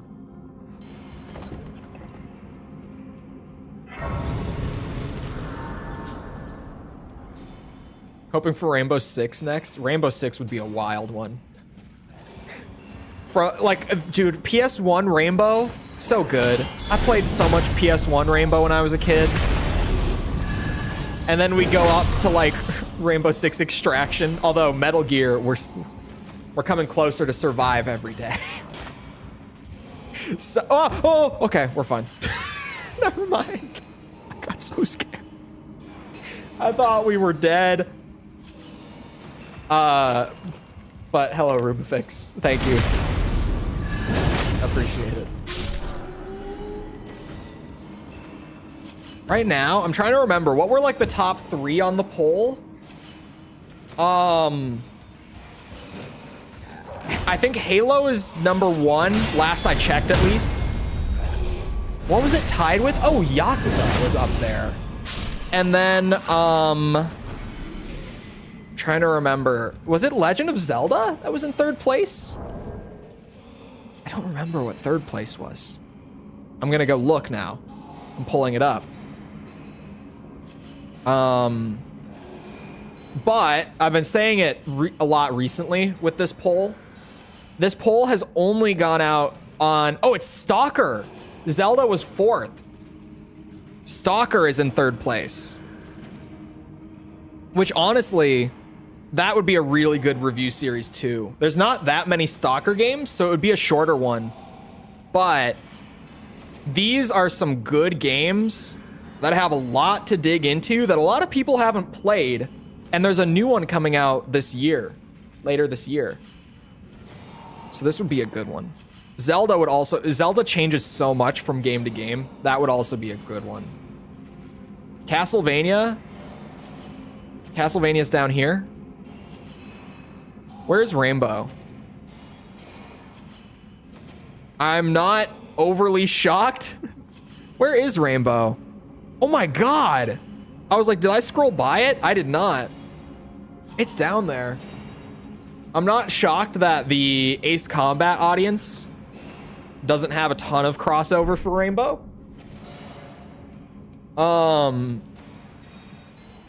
But, oh, sorry, like I was saying, it's gonna change a lot when I start sending that same poll out to the Metal Gear audience. Because, like, when you look at the poll right now, you are genuinely only looking at, here's what the Ace Combat side of the channel demographic wants to see next. I'm gonna send the Metal Gear videos the same one, just further down the line, like later into the series. When we're closer to the end of it, because we're still pretty, there's a long way to go with Metal Gear still.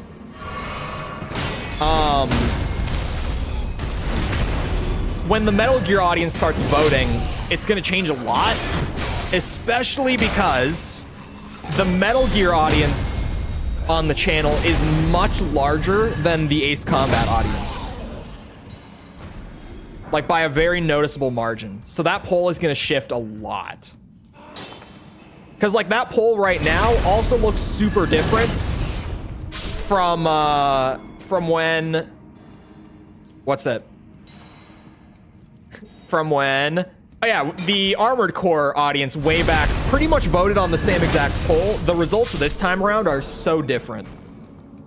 It really changes based on like what kind of audience you're asking. Why don't you link it at the start?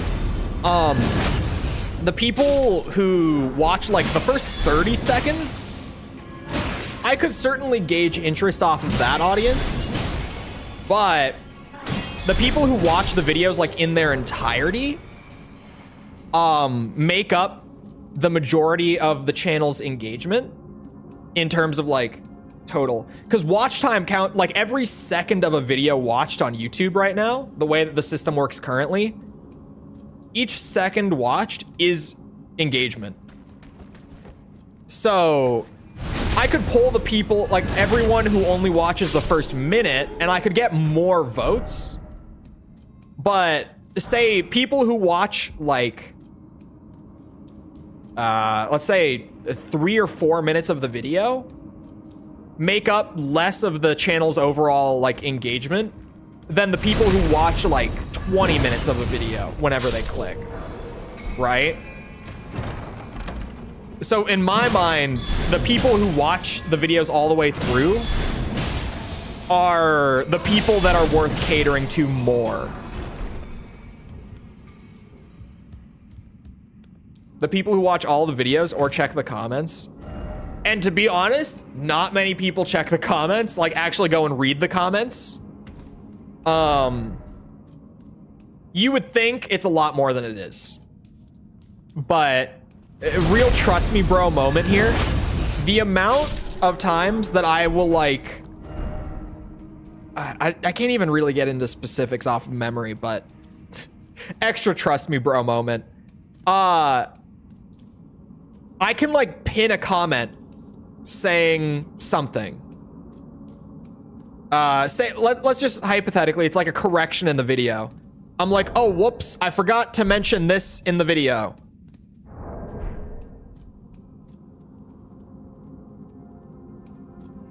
Holy load. What? What is that? What the fuck? Only I can find this shit.